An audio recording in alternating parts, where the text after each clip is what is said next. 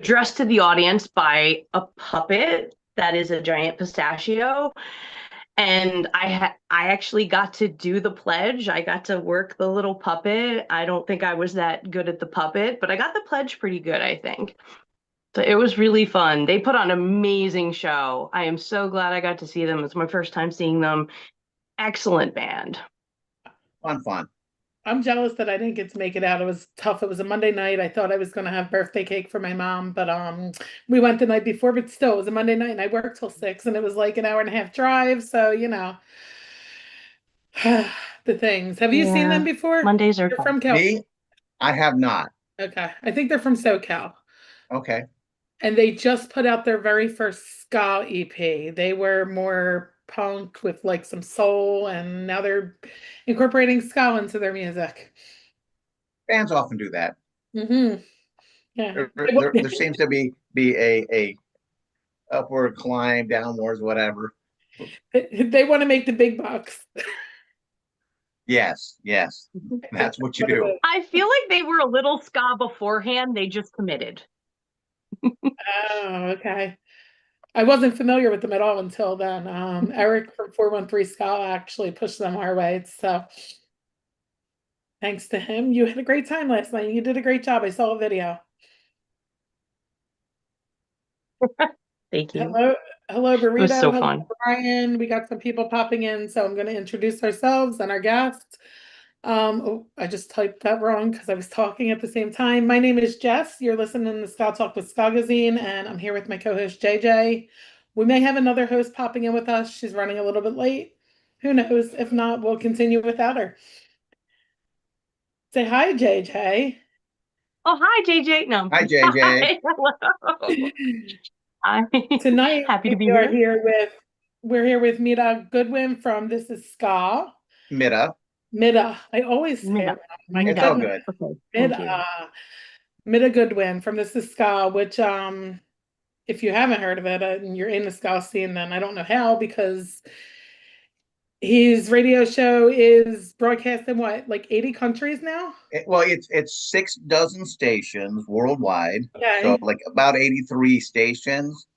I mean, technically streaming it's everywhere, but officially located Mexico, US, Canada, Ireland, Scotland, Wales, North and South Ireland, England, Belgium, Spain, France, uh, New Zealand, and the Philippines, I believe. Very nice. I think Um, there's actually maybe one in the Netherlands as well. But basically, lots of stations are located around the world, FM, AM, and streaming. And of course, with the streaming, anybody from anywhere. And ever so often, I look there. I think last year from Podomatic, there were somewhere around 130 different countries that had logged in and downloaded song or the episodes from Podomatic. oh wow. So that was kind of cool to see. Yeah, that's amazing. And you're going on what, 6 years? 6 years as of March of this year. I used to do a show called Maximum Ska and B, which was more of like a, if you've listened to Gil's show and out of San Diego, Twist and Shake, it was similar to that. It was mid 80s, and I played ska, I played mod, power pop, Northern Soul, and then whatever else I wanted to. And then you transitioned over to this right from that, or you took a break? Well, then I did that. Well, that was like I said, 85 through like about 89. Okay. Then I started booking a lot of shows. I booked from the Aquabats to the Zillionaire, all the way A to Z. Can you guess who my Q band was? Because that was the final one. That was the Goodness. final letter of the alphabet for me, for my booking alphabet was Q. And then I booked, I think, 3 bands, 2 or 3 bands in a row, like quick succession of Qs. But the first Q band, I can't even think of a band that we the consider Q Queers. Janice. The Who? Queers. Oh, Ah, the Queers. okay. They were not Yeah. ska. Okay. I Yeah, was not thinking not a about ska band. bands. But then there was a band called Queen, and then a band called Quintessential, which was like a punk rock, uh, satanic punk rock band from Hawaii. Awesome. Sorry, I got distracted by the chat. That sounds cool. I do want to first say, like, our motto here at Ska Magazine is be the scene. And I think you're a perfect guest because you've been a part of this scene and doing so many things for the scene for so long. I wanted to go back and find out, like, what was it that drew you to ska in the first place? Well, to be honest, when I first started listening to ska, like many of my generation, I had no idea what it was. Of course. I called it reggae because that's what my dad called it. So I still hone his Harder They Come soundtrack from 1973. And, that has Desmond Decker and Toots and the Maytals and, of course, Jimmy Cliff. It's a phenomenal soundtrack. And many of those songs ended up being covered by the Selector and the Specials and the Madness and English Beat and everybody else. So having those things, and then he had, I think, the Israelite single. He had Millie Small with My Boy Lollipop. Both those songs were hits in America, back in the 60s and around the world.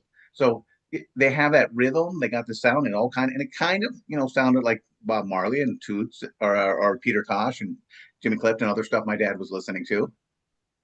They were all Jamaicans. So at that point, it was kind of like, okay, all right, this reggae music, a little different. I like it. And then the Untouchables were from basically my neighborhood. I live in Southern California up until my sophomore year in high school. So the Untouchables, Fishbone, bands like that, the Questions were all playing around. I lived not too far from Long Beach, and Fenders in Long Beach was huge. But once that started happening, and then KROQ in Los Angeles started playing all the early Madness two-tone stuff. So before I moved to Modesto, I'd heard a bunch of that. And I came up here and we had the Uptones. There was Kyber Rifle from Fresno, which later became Let's Go Bowling. So you had some of that. Untouchables continue putting stuff out, Fishbone. What brought me like full force back into it would have been Ska Boom by the Toasters. I think that came out in '87, and I started seeing that movement of Bim Skala Bim, the Toasters, Crazy Eights from Portland, these different bands that were popping up and touring. And with 10,000 like-minded people, 1990 Earth Day Festival in Berkeley, California, really just exploded, especially on the West Coast, but showed that bands could come to America. There's 10,000 people showed up. Bad Manners headline, a reformed, I guess technically, International Beat featuring Rankin Roger and Dave Wakeling. So you had 4 members of the English Beat on stage together for the first time in a while. Bad Manners, Let's Go Bowling, Uptones, Gangster Fun, Me Mom and Morgan Taylor, Skeletones, a young band called Dancehall Crashers, who replaced a young band called No Doubt, who couldn't make it. So pretty amazing show there. As I'm talking, I didn't plan on pulling this up, but I knew where it was. That was the tour booklet, or the concert booklet for the International Ska Festival. Oh, I wish they still did stuff like that. Pardon? I know, right? That's I wish amazing. they still did stuff like that for festivals and stuff. Yeah. That would be cool. It'd be nice, and this is just newsprint, nothing, black, a little bit of a couple color covers, bowling.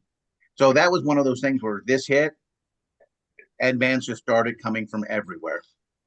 From that show, Roland Alfonso was there from the Skylights.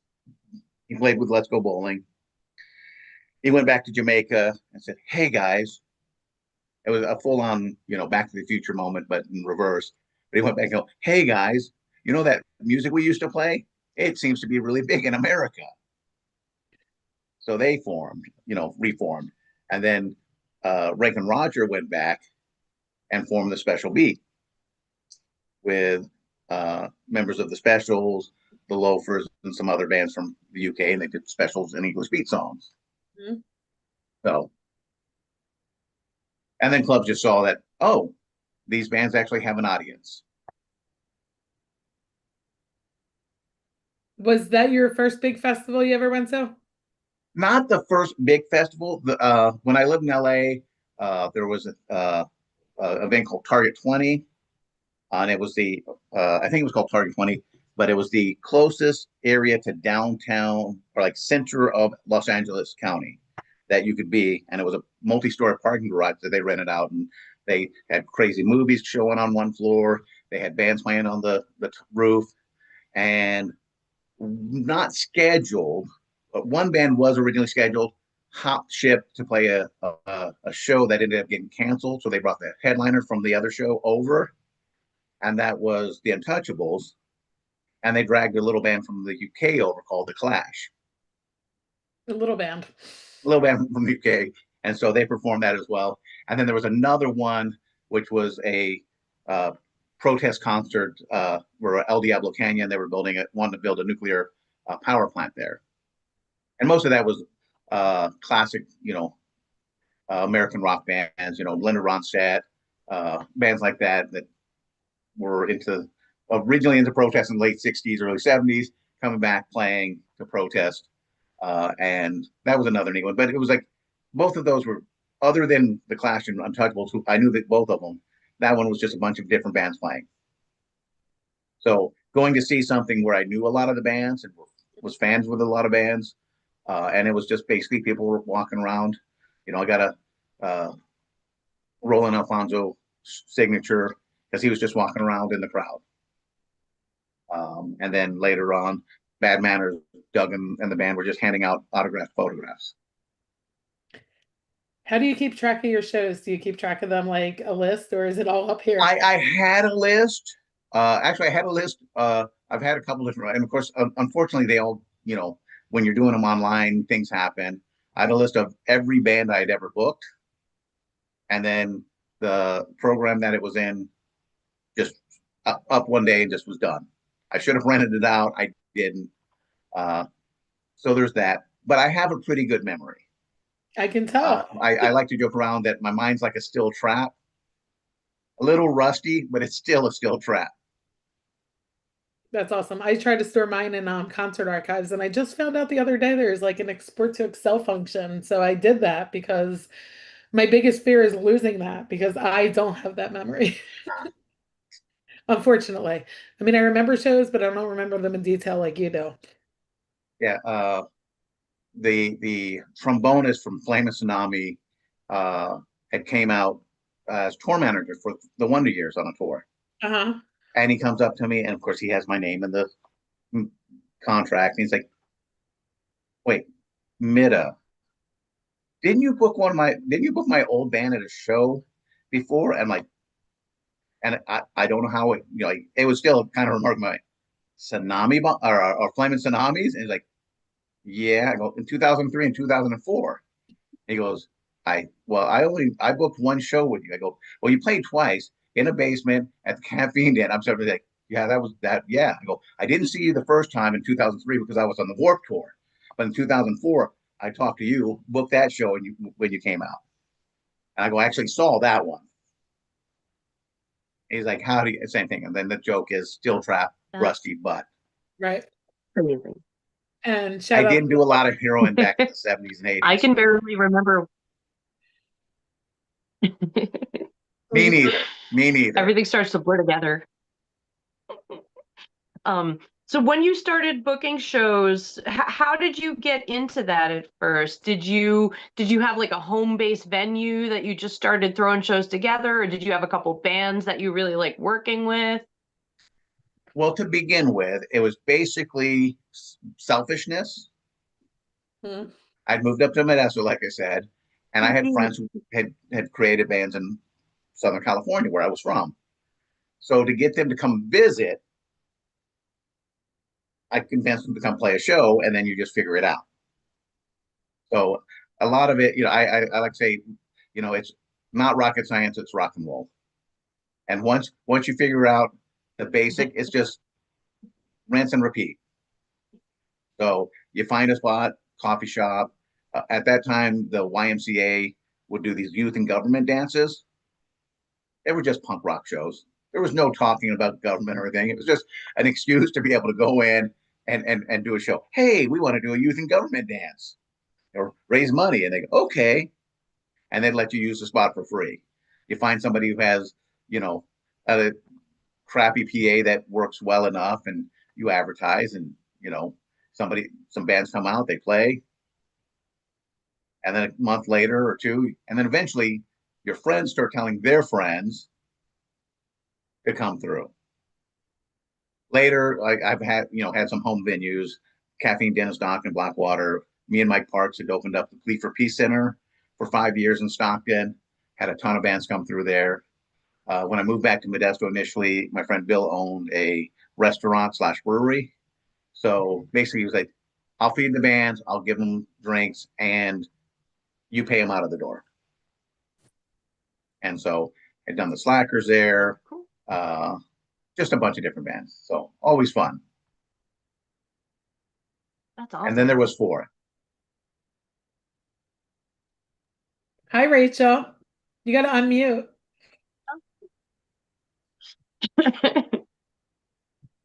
Only took 20 minutes to get in today. That's good.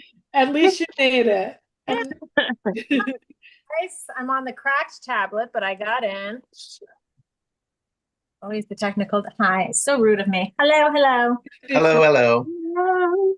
Hey. Better late than never. True. All right, we're going to jump back in. If you need to know where we are, we're talking about promoting shows on the outline, okay? Awesome. Go ahead, Janice. Oh, okay. So did you find that just like word of mouth or flyer? Like what do you feel really helped grow that when you just started doing promotion? Not that we're taking notes or anything, but just curiosity. Back what do you feel was your say best? Today, you use everything you can to get the word out, but handing out flyers at like-minded events or shows. I used to carry, have a jacket, and I just carry flyers on me anywhere I went. And I'd see somebody who's like, I'd reach in and go, here's a flyer. Here's a flyer. And if you had multiple, you just hand them out. You can do a business. I mean, if you got something, hey, I'm going to go just do I did it once where it was did 1,000 business cards for a comic convention. And I just handed them out to everybody. Had the date and the time, and on the back of it, a QR code. I'm just like, here you go. I don't care. These are, what is that? $80 for 1,000 from some of those business card sites. Just there you go. Here you go. Here you go. Because it is in your hand. We all miss that. We all miss. No, it's tangible. Yeah, it's like why I still do this. It's tangible. Yep. I don't own an MP3. None of us do.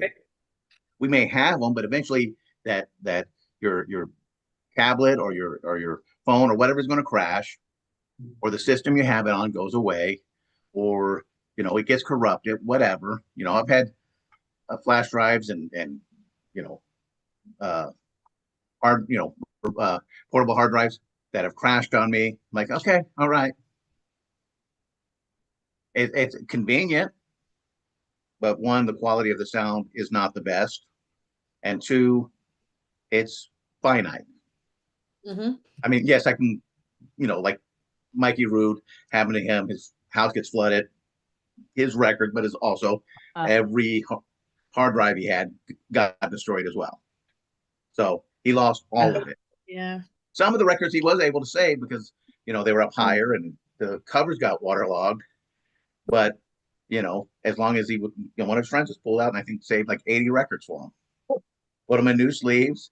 He did send a message in a group chat saying, hey, what is this one? And it was a pink vinyl and had a little toilet on it. It was a Devin K and the Solution single-sided EP.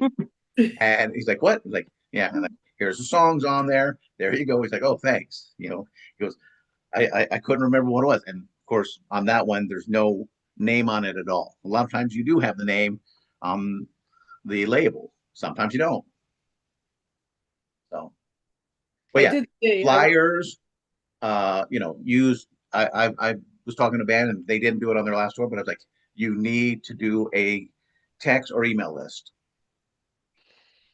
People come to your show, they've taken the time to write that down, send them a message, thank them for coming out, and the next time through. I actually did that once. I didn't technically have an email list for the band, but I booked the Coffin Cats many, many times. Great psychobilly, rockabilly band here in the States, out of Detroit. But I booked them show, and they gave me their online list of everybody. But it was just all the money was going to them. I was like, I don't worry. I'm not worrying about it. You pay you and the opening bands, and we're good. So, but they gave me their list of who bought tickets, and next to every name was an email. So I took that, sent an out email the next time they came around, and about 70% of the people who bought tickets the time before immediately bought tickets because they liked the band, they were able to go, they're here. Oh, thanks for the reminder. I've done other things where same kind of thing. Hey, you're doing a show and you got an email list and it's for ska bands. They may not know this ska band, this punk band, but it's like, hey, you came out, you enjoyed it, thank you. On the Facebook, when you create an event, you do have a little option of inviting people from events you've gone to or events you've created. You can just click invite all. I do that, invite all, send it out to them. Any way you can utilize technology, but once again, a flyer in the hand can't be beat. Yeah, makes sense. We miss our Yeah, I love flyers. kids and all of that, right? And the little If things. somebody hands me a flyer, it's going on my refrigerator. I'm gonna remember that. Yeah, you're going to at least know. You may go, I can't go and I don't want to go. There are sometimes you get a flyer and you're like, okay, I don't like country. I don't want to drive 2 hours to some country or some cover band. And that goes in, okay, if there's a table there, I'll put it on the table if it's still at an event I'm at. But otherwise, I'm like, okay, it's going in the trash. That's fine. Not my bag, somebody else. But at least you've read it. You took the moment to glance over it. And if it is something you're mildly interested, you do keep it. You put it out there and go, okay. And then later you're like, oh, I need to go to that. I like that you called it the Facebook. The Facebook, yes. I like it. Yes. It's like the YouTube. The YouTube, the Walmart. The Instagram. Love it. And obviously this is more on I miss the MySpace. the MySpace. MySpace, what I miss about MySpace was the ability as a event promoter, you set up your event. If anybody was following your event, your promotion page, so all these people have liked your page because you booked a band and they like it, whatever, you could do a radius around wherever your event was. So it doesn't even have to be in your own town. But you go, hey, we want to help promote this show 2 towns over with our friends band. So we're going to, create the event. We're going to invite people 60-mile radius around, 05666. Mm-hmm. And then you go in and you go click all. That's very cool. Everybody. That was phenomenal. That was the greatest gift. And you could also look for venues. You go, hey, I want to find out what bands or like-named bands. I book tours by doing that. Just radius clause. Here's a town. This band's come through. I'm going to do radius. I'm going to click for venues. They pop up. You look at it. See what bands are playing. Oh, hey, on Tuesday night, this band playing. They're similar to this band that needs a show on that Tuesday. Let's see if we can get them on there. Yeah. The Facebook doesn't allow that. I had no idea it had all of those capabilities. That's amazing. Oh, there was a ton of them, yeah. And it went away, because I don't know why. Probably the Suicide Girls killed it. Oh my God. Maybe, I don't know. Yeah, or Tom. You're probably right. Tom was such a narcissist. Wanted to be everybody's friend. Oh, it's all Tom's fault. I don't even know you. Why are you asking to be my friend already? Why are you forcing yourself on me? We gotta have a little distance here. It's true. And this is I wonder how Tom's doing these days. I don't think he's doing. This is like on the band, but I feel like what also gets people back, or maybe it's just like a lonely me thing, but like if I have an interaction with a band, with band members and chatting and stuff, I'm so more likely to come back because then I have like connection. I'm like, oh, that's my band. Like, like it's true. Like that was Birth Control. I chatted with them at the festival, and then I'm like, oh, those are my boys. They're from Albany. I met them. Like, I'm just to keep going back too. Like, so musicians need to be friendly, even if they don't feel like chatting, because I feel like that works too. I do understand. I do understand sometimes that delay. I always say, if you're in a band, somebody needs to be at that merch table ASAP after you finish. Yeah. And I understand it's one of those things where, and it should be the singer, because most people have an affinity for the singer because you've listened to his words. He's right up front, but somebody should be there. And I understand sometimes walk off, you're sweaty, you want to take a break, relax, but don't go, hey, I'm going to go backstage for 45 minutes and then I'll come out and any stragglers that has tested the test of time, I will talk to them. No, get somebody over to the merch table so that when somebody comes over, there is that bond. You create that little bond, you talk to them. In 2003, I said I was on the Warped Tour. Andrew WK was on that Warped Tour. I became a fan of Andrew WK as the ultimate fan favorite performer. He would sit around and force his band and tour manager to wait until every last kid talked to him, got an autograph, got a picture, whatever they wanted. And I literally, there was one who's like, hey, you got to get all packed up on the bus, but you got to, there is a timeline. Here, I'll pull a few totes out of the back of our van. We got a 2-hour drive. It doesn't matter. It's a short drive. You put that on the thing, you finish up, and this kid comes up, his friend gets his out, and he goes, you have something? He goes, no, I don't have anything. I didn't think I was going to meet you. My friend said he wanted to wait, and he's my ride. So, yeah, I don't have any. He goes, oh, wait. He looked down, pulls up a pizza box off the ground, garbage, tears the, piece off that's kind of clean, signs it to him. The kid tells him he played piano and wanted to, know some more rock and roll piano, gives him some references. Then he goes, here's my email address. Now, don't worry, don't get upset if I don't respond right away. I don't check this all the time. I check when I get off tour, but I will respond if you email me.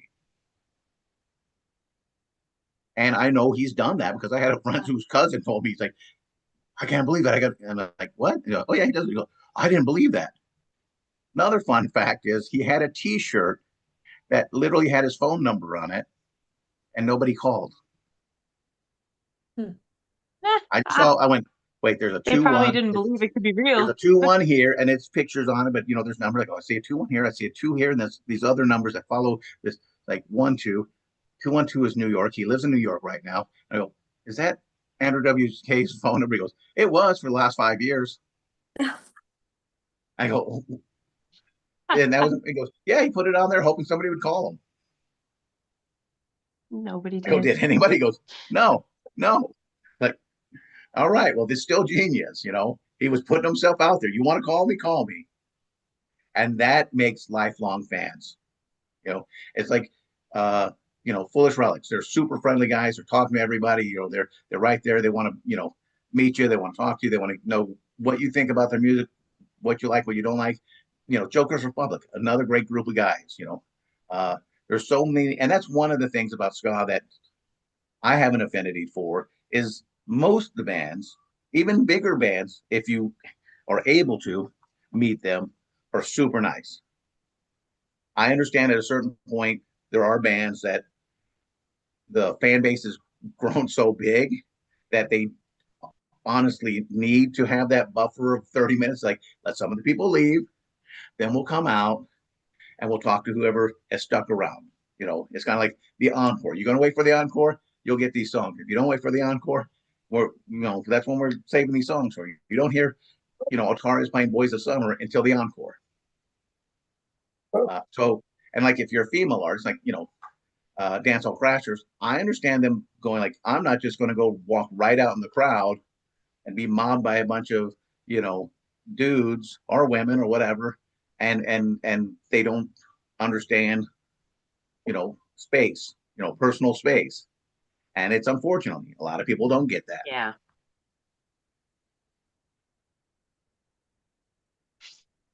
What are your thoughts on? Yeah, it's true. I mean, the fans have to respect the artists. Yeah, it's synergy. It's action reaction. What are your thoughts on paid meet and greets at shows? I have mixed thoughts on it. I understand for a lot, especially certain bands, you're at a certain level, as long as you give value for it. You give value for that, great. But sometimes you get it, and it's, just a cattle call, just them and out good. But if you actually, I know like Fishbone, when they did their meet and greet thing, they also did basically a Fishbone karaoke. Yeah, I So did see that. you can get up on stage and sing a song with them, during the sound check, basically. But if you're That I just thought was great. That was picture added and an value. autograph, like, how do you feel if it's just a picture and an autograph and you move on? Yeah, a lot of times but they did. Here's a poster. Here's a only in the meet and greet 45. You know, you got to do the singing if you want. You got a picture. You got extra bonuses. So I'm like, okay, that's fine. And it wasn't ridiculous. I think it was an extra 40, Right. $50. But I've seen people who just basically photo. You get a picture with them. You get something signed. I've seen ones where the only thing they're signing is what you buy from them. So if you bought the record already and you bring it, nope, you got to buy something else. Sorry, that's a jerk move. Your fan has already bought your product. They have now paid you extra money, Right. to have some kind of personal interaction. And you're going to make them buy something else. No. So that part I don't like. If you respect your fans and you give them value to it, once again, it's like, this is your guarantee to meet us, get something signed, and have a little bit of conversation. If you don't do this, we may be sticking around. Some members may be hanging out, but that's, now you have to make the effort to come talk to us. Yeah, I agree with that. Can I say how I feel about it? Sure. And I have a question for you. So how that, like, I get it. Like, musicians aren't making money. Well, some of them are, but a lot of them, our bands are not. So I get it. Like, you do what you gotta do. But as a measly fan, I feel so much different when it just feels like I'm fortunate enough with the bands I see, like, it's just like hanging out and it's like very equal. Like, Yeah. oh, I'm not cool. So it definitely would give me a totally different vibe. Like, just, do you know what I mean? Like, just different. No, totally. And that's what I'm saying. There's the difference, You're there, I'm here. Like, Yeah. will you sign this? Like, it definitely would have a very different feel than how the shows I go to, now. I mean, I'm not going to Goldfinger at whatever. I get that would be different, but I don't know. I love, like, the bands in our area and that they're just hanging out and Yes. feel like. But I also get the aspect that people need to make money. Yeah. Like, it is a balance.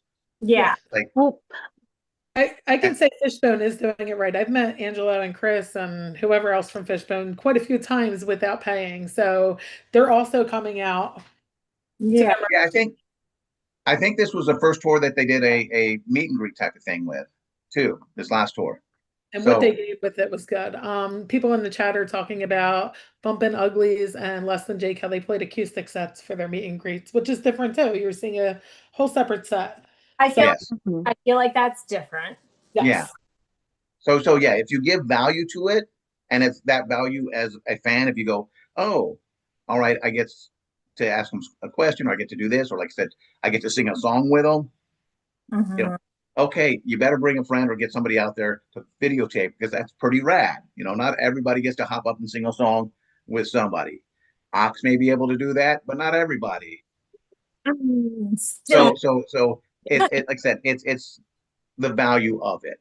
And some bands you're not getting, they put it up there, they don't even tell you what you're getting. You show up and it's just a cattle, just boom, boom, boom. You're in and out.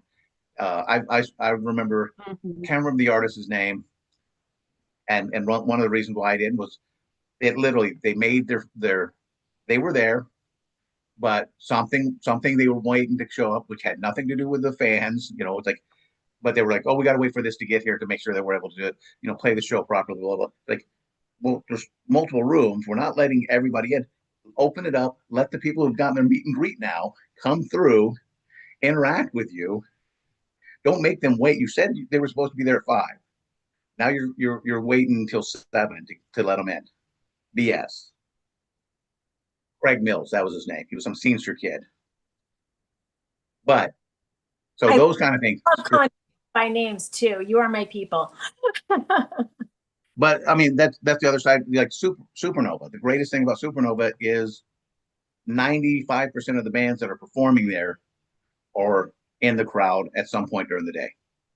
And usually directly after the performance, they're at the merch table. Yep. I will say last year, the Salas brothers from Voodoo were not. Oh. But their mother had passed away. So basically, right. they were finished that, and they were flying back to Riverside. So and they were at the after party the night before, hanging out, and very so that was good. Yeah, so yeah, I mean they're not avoidable, but that day they performed, it was like they were just done and gone because they gotten word. So that's, once again, it's life. Life hits you. Speaking of Supernova, Matt in the chat wants me to mention Less Than Jake shouting you out at Supernova. They did. And the song they were talking about was Don't Get Gaffle in the Mix, Stockton rapper. When I did merch for Less Than Jake on the Hello Rockview tour, I brought they asked me if I'd bring some Stockton hip hop tapes, and that was one of them. And they literally wanted to do a split with the guy. And unfortunately, he was in prison. So, but yeah, that was just ridiculous, you know. And I'm yelling back and I'm like, they can't hear me. But after what I did, when like, okay, this is the deal. Yes, this. No, he was from Stockton, bum. But yeah, I booked him early on, as a band right before they signed to Capitol. I booked one of 5 Bruce Lee band dates with them and Mike Park, and I did the 2003 Warped Tour with they were on it, but I was doing the Plea for Peace tent, but they were on it. So, you know, we spent a lot of time together over the years. What size show was this like back then? Like what size? When I booked them, one was at a pizza parlor. That was the Bruce Lee band, not a big place. The other one was at a 53 capacity cafe. Wow. But it was a $5 show, just them. But basically their show at Slim's had gotten canceled a week before, and they needed a show. And I'm like, yeah, I'll do it. I had to write a check. I knew the owner of the cafe, but I'd never booked anything. I wrote him a blank check because there was a big pane glass window that was right behind the stage, and he was afraid some ska punk band, you know, was going to smash it out while they're playing drums or something, you know. And I was like, security deposit. And I was like, I don't think you're going to have any worries about that. But if there is, here's the money in my bank account. Here's a blank check. And he's like, keep the bank. You will pay it if it gets broken. I will pay for it if it gets broken. Later on, a folk band that he booked ended up he had played a cocktail set or whatever. He got up, stumbled, and fell back through the window. Oh man! And I'm like, hey, who's paying for that? Not me. Not my punk show. Mm-hmm. But yeah, that was a lot of fun. It was nice and unexpected. I have a lot of questions. I'll stick to the ones that are mine right now, but I'm also adding one that's not mine that you have answered. When did you start getting into the music scene? What age? I've always liked music.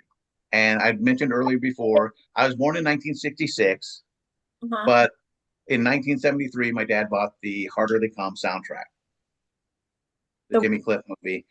The Jimmy Cliff movie, the soundtrack, The Harder Okay. They Come with Jimmy Cliff and Desmond Decker and Tooth and Maytals, the Silvertones, blah, blah, blah, So this amazing soundtrack.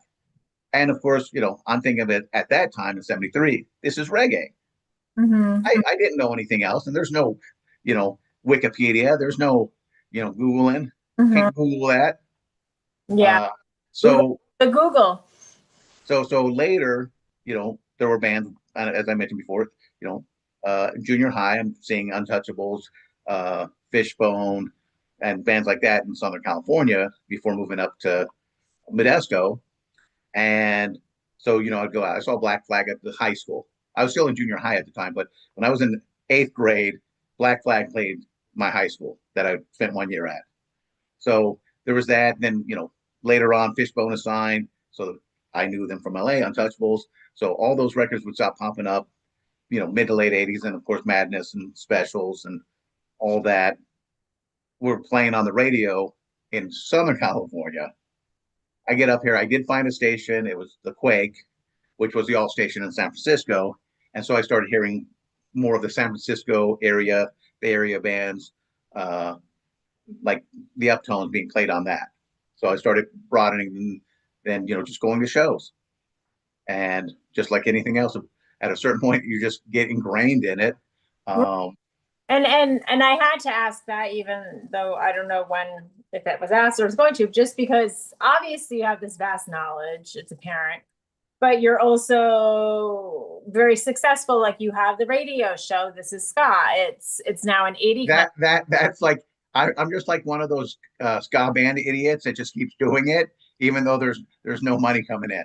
Okay, no money coming in, but greatly successful. It has become like all passions. You call it not passion of the heart, but it's a hobby, if I think if I really wanted to make money off of it, I probably could by approaching XM or some station where it's like, hey, I will only do it here. But then I kind of like it being so accessible to so many people around the world on multiple stations, because then it's like, I love it getting a message. I had somebody who was back east and they thought I was living in where they'd moved to in New York, because it was on a New York, it's called Heat FM. I can't remember the call letters, but during the pandemic, I was, on a few extra stations that the live DJs didn't want to do a recorded show. So I got plugged in and they're like, are you in New York or New Jersey? Where are you at nowadays? I'm like, Modesto? Why? He's like, well, I was just happened to be, driving around New York and I was scanning through the station and I heard some ska. So I stopped. And the next thing I hear your voice. yeah. You're not out here? I'm like, no. Oh, yeah. And I like, wait, you can do that? Oh, I guess. So during the pandemic for the ska show, at a certain point, I was doing a different show, started this one. Pandemic shut everything down. Couldn't go into the studio. So I had to start uploading it. And then I went, if I'm doing this for this one station in Modesto, why couldn't I do this for another station somewhere else? So I just treated it like booking a tour. And I sent out hundreds of emails. And I get 1 or 2 responses back. They would say no. And then 1 out of 100 or so would say yes. And I just repeat. Reach out to a bunch of people. Most of them wouldn't respond. A couple would respond. A couple would say no. A couple would say yes, and repeat. And that's just how that was. I have been nice, and like Gil Sanchez, Twist and Shakes on a few extra stations. Junior Francis, I actually helped him get on a few extra stations. Mikey Rude from that same old show. So, I have all these. I'm like, hey, your show would actually work well here. Why don't you reach out to this guy? Okay, so you're like, there's other stations that that they're jumping around to and you're helping. I also want to make it clear to anyone watching and viewing that it's in 80 countries and you're going on their 6th year. 6 years of this show itself, yeah. Yeah, so I mean, that's successful, money or not. Oh no, for sure, for sure. And for people who want to listen, And that's like 81 stations more than that Casey guy.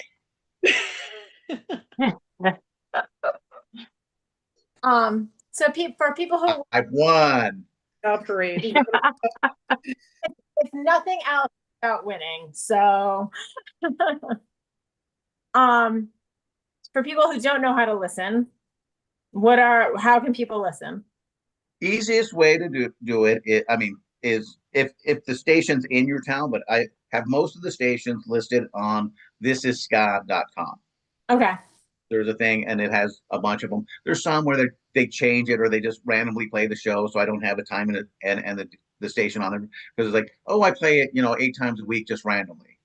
Mm-hmm. Like, okay, so it's playing almost every day, but I don't know a specific time. So I can't tell people to go listen to it on your station at any specific time.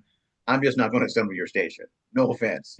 But there's still a ton, like on Sundays at noon, KBBE 91.1 in Portland has it, KMRT in Santa Cruz, and KPCR in Los Gatos, those 3 stations on Sundays at noon, and then streaming at Pirate Cat Radio. So they're affiliate stations. So that's a nice one. You can listen to Podomatic. You're able to download it as well. So if you like, that's what Mikey does from Hawaii because he's a cool guy. So there's certain areas where he's on his route and he can't tune into anything. So he downloads the show while he's in these outstretches of Hawaii, so he can listen to the show and not worry. It's like I have no phone reception. I have nothing, but I can listen to it because it's on my phone. So that's great. And a lot of people do that around the world. So usually about 150 or so on Podomatic that gets downloaded each week, which I think is incredible because they not only are they listening, they're listening because they've taken the time to download it. Mm-hmm. It's not just, hey, I put it on, and I don't know how some of these stations rate a listen. If it's, hey, you tuned in for 20 seconds, or if you're listening to the 2 hours, when streaming ones where they give you numbers. But I figure once again, hey, and it's the larger number on Podomatic is always the downloads. Mm-hmm. And like I said, they're you can track and go, oh, I got 5 people in the Philippines who downloaded this week, New Zealand, Australia, wherever. So that's the easiest way. But I would say check out the listing on the website because if it is in your country and there's an FM station or an AM station, that's the best way because usually there's some really good programming outside of that. Right. So, I always say support the bands, the labels, and stations that bring you great music. Yeah, so people have, depending where you are, the opportunity to listen to it live, listen to it not live, there's numerous ways to listen. Yeah, and if you just search "This Is Ska," a ton of other ones, iMusicCast, I Search think first. certain other ones that are the big ones you can listen to it on. Right, but yours first. Let's also talk about, you were talking about how you like to help others. What's this list you put together back in 2024 of different podcasts and radio shows? Yes, the DJ and radio podcast list. Initially, I think it was either the Porkers or Sound System 7. It hit me up after doing one of my, and I think it might have been 2023 originally. I don't remember, but it's been a few years. But they hit me up for a list of DJs. They, once or twice a year, I'll do a DJ collaborative. So, like June is National Disc Jockey Month or DJ Month. So we'll probably do a collaborative, but and it's any DJs, Wika Wika or radio. And then I think it's February, if I remember correctly, is National Radio Month. And then there's National DJ Month in that month, and we do a collaboration. Usually about 6 DJs from different spaces will join in, and they'll record 3 songs that they want people to hear, and then I'll put it all together and put it out there, and I'm like, let people know how they can listen to your show and play something that is your show. Last, I think it was, yeah, May was International Jazz Month and also Jazz Ska History Month. So me and Charles traded off 3 songs each from This Is Ska Jazz, not to be confused with This Is Ska. And he did 3 jazzy tracks. I did 3 jazzy tracks because I understand. Hey, you're on a jazz station.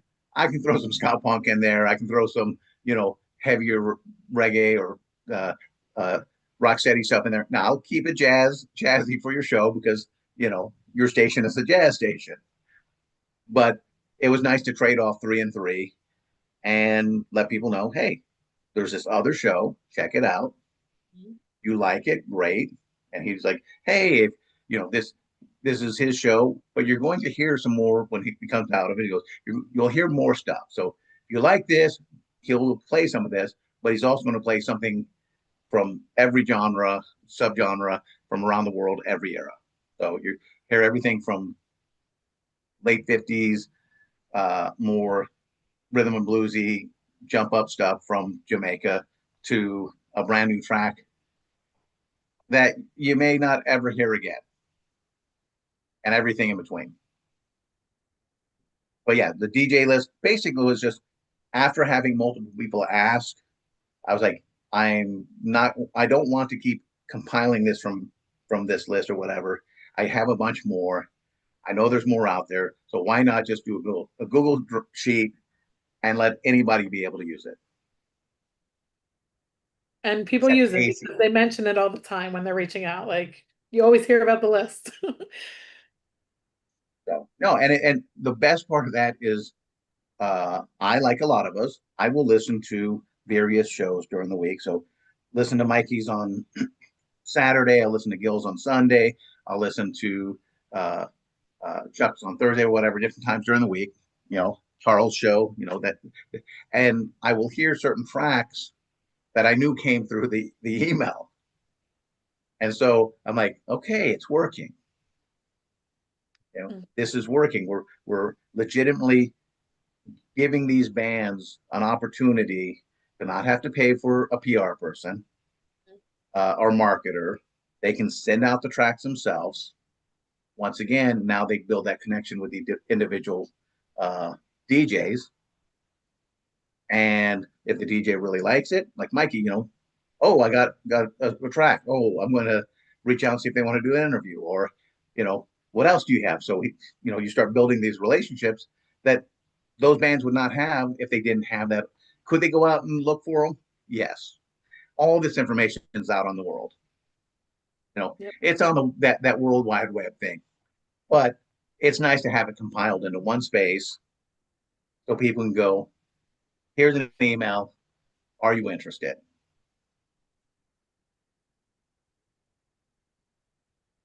I agree. And not have to pay for it. Mm-hmm. Not everybody's making those Zuckerbucks. How do you pick music for your show? Is it mostly people who reach out to you, or do you go on discovery missions, or a little bit of all of it? So I normally will pull about 3 songs, sometimes more if they're really good, but about 3 songs a week will be emailed to me. I'll get more than that, but I'll go through and go, okay, here's this. Now that we're ramping up to Supernova, I'm playing 3 songs each week of bands that are playing Supernova. If it's just a band just announced, then I'll pull them out and go, okay, this one, and then pick a few others. I also have an extensive calendar of people's birthdays, anniversaries, record releases, et cetera, et cetera. And we were wondering how you remembered all that too. Steel Trap. No, that one I actually have a spreadsheet for. But so I put that in, and then I look, I'm like, okay, who has a birthday, who's dominant, and I'll look through, like, oh, all right, here's a couple traditional artists, Jamaican artists from the early days, and they have birthdays or a album or something, I'll play them.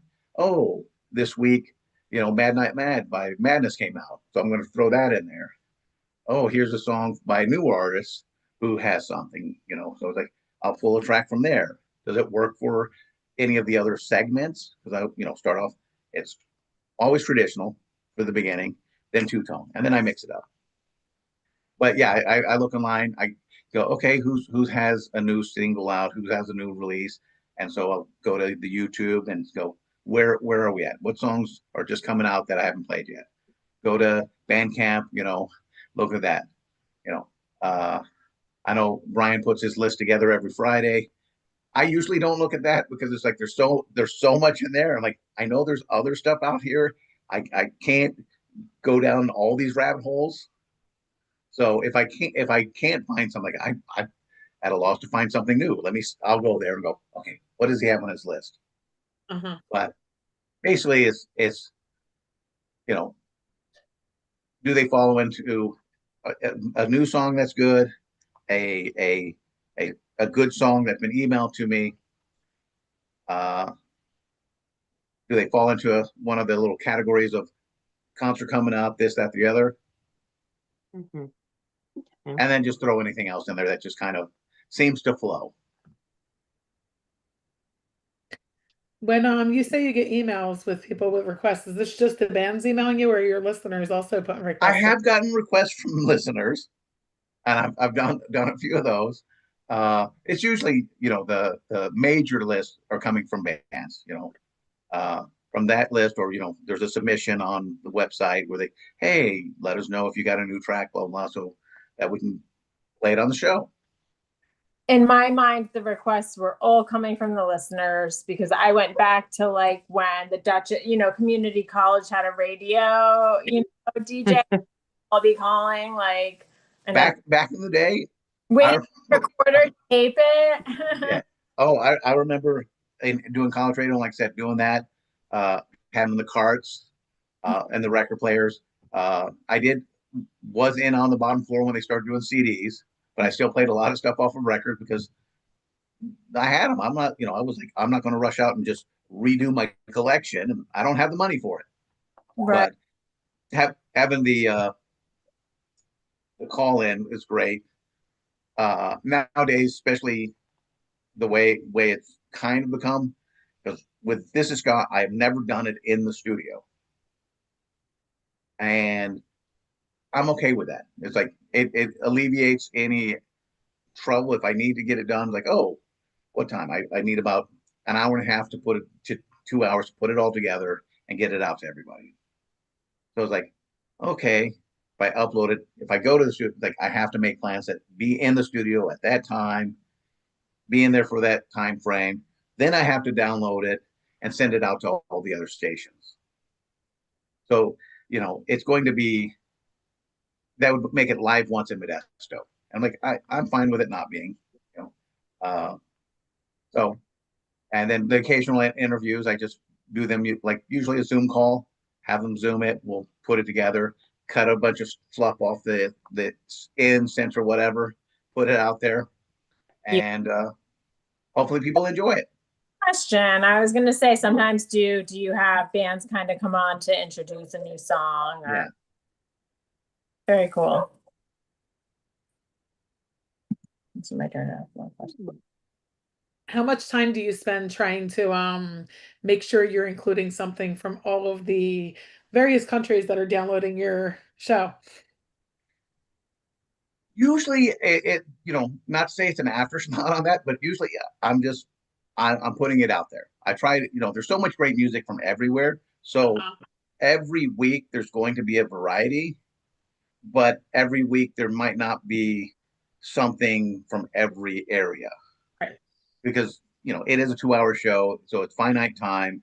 And, I find that it's more important to be able to go, here's a little bit of history with it, instead of just, hey, I need to find put a band in here because I don't have a Filipino band on here this week, or I don't have a band from Bulgaria or wherever, it's like that will happen, because the bands are out there, but a lot of times it's just a matter of, okay, that's going to be next week. I already have 4 bands from those 3 countries that I didn't play this week because they have an anniversary, or they have sent me an album and this is a release date. Can you play it,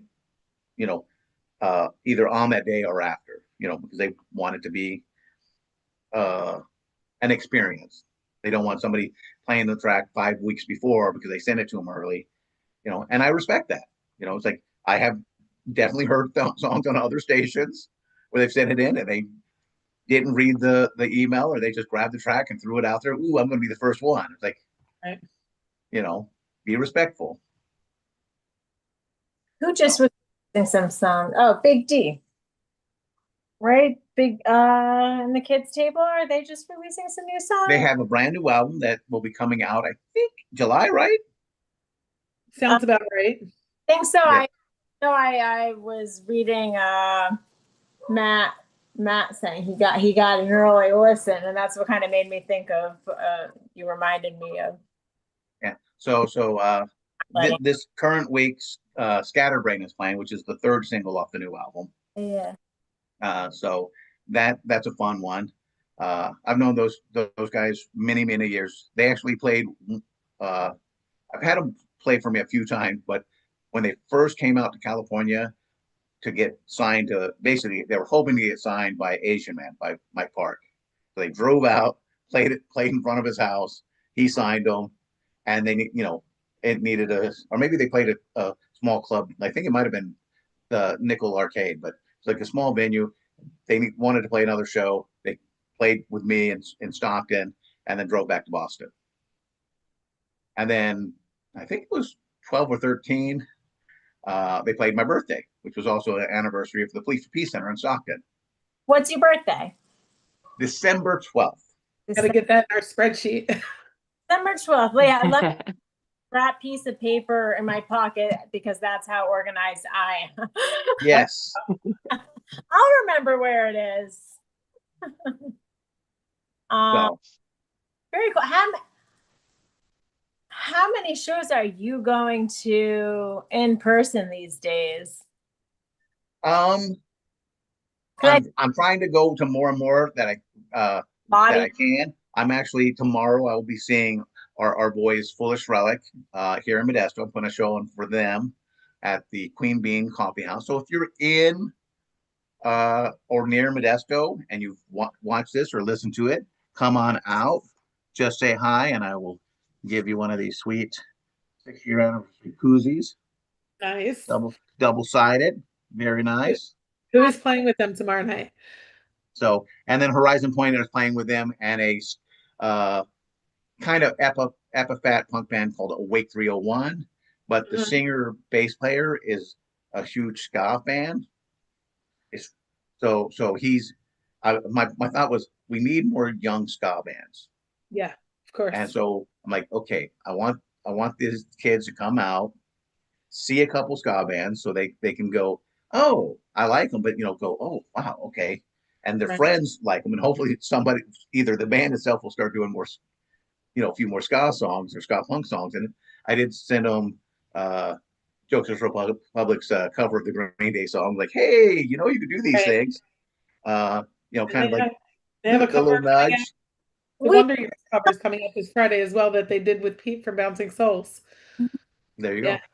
We have to let the kids think that this is new music. Like, hey guys, like, have you heard this hip new music? It's got some brass in it. Like, maybe you can bring it back. Like, we just. Well, the fun thing was the bass player told me when he came out, when we did another ska show here in town, we were talking about it. And I gave him a bunch of flyers for the Foolish Relics to give out because they're high school kids, and last Friday that was their last day of high school, and so this will be I'm like, perfect. It's like it's a Wednesday, it's an off night, but they're out of school, so it's perfect. But we're talking, and he had mentioned St. Aquabats. He had a Left Alone shirt on, but he said his favorite band was the English Beat. So I'm like, all right, kid, just start working it in. Mm-hmm. Oh, look at that. Bo is popping in on his car ride on the way to see Foolish Relics. I was going to say, it almost feels like a good time for Bo's question. I mean, it does. Hey, Bo, question? Go for it. So, see, he's in the Bay Area. He's seeing Foolish Relics tonight. He's very sad that he had to miss this. But he asked me to ask you, I know the New Jersey scene has been alive and well continuously, beautiful. I Hey, my kid's on that album. was gonna say that's the one Ox is on, right? I love that. Yes. But why haven't we seen the same in Northern California? I think part of it is there's that ebb and flux everywhere. So we are seeing more and more ska bands from Northern California pop up, and some of them that are reform bands. Like Monkey's been performing continuously for close to basically 30 years. Let's Go Bowling's doing some reunion shows at their 40th anniversary. Los Hooligans is back from Fresno. They were on Moon Records back in the day. But there's Lestistics, there's Voluntary Hazing, which will be playing out at the Pioneer Fest, as well as Horizon Point, who are from Modesto. I'm wearing their shirt tonight, Voluntary Hazing. So there you go. So these are, and then there's Sad Snack, there's Eichler. So there's starting to be bands popping up. Mm-hmm. Northern California is a huge area. California is a massive swath of land. So, it's basically, eight normal east, maybe more than 8 eastern states. When you look at it, it's like there are a ton of area in California. So it's always been one of those things. Hey, you got the LA scene, which is very vibrant. You have a San Diego scene, but it's kind of removed from each other. So, it's like trying to get people to come around and do more. Right. Gas costs a lot, so it's like, hey, in the East Coast, in those cities, like, hey, I'm in New Jersey. Yeah. And New Jersey, hour and 20 Philly, minutes, New York. I'm in New York.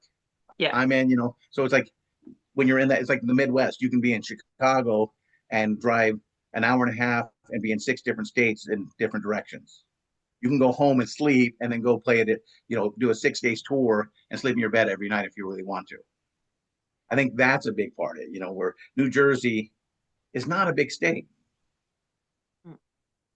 So, it's incredible that there's that amount of musicians out there, but there's also been some really successful bands that have come out of that area that have kind of, consistently, hey, we have somebody who makes a little mark, and then a new batch kind of latches on. Some of them do real well, but honestly, it's one of those things. How many of those bands have toured outside of that region? So it is nice seeing, like I said, Voluntary Hazing, and I think there's 6 or 8 bands from California that are playing Pioneer Fest this year. Yeah, one just dropped off. The Goodwin Club had to drop off. Okay, so Goodwin Club isn't, but but there's still like 5 or 6, I think. Yeah, like I said, there was quite a few. Bucko 9, Voluntary Hazing, Horizon Point. I'm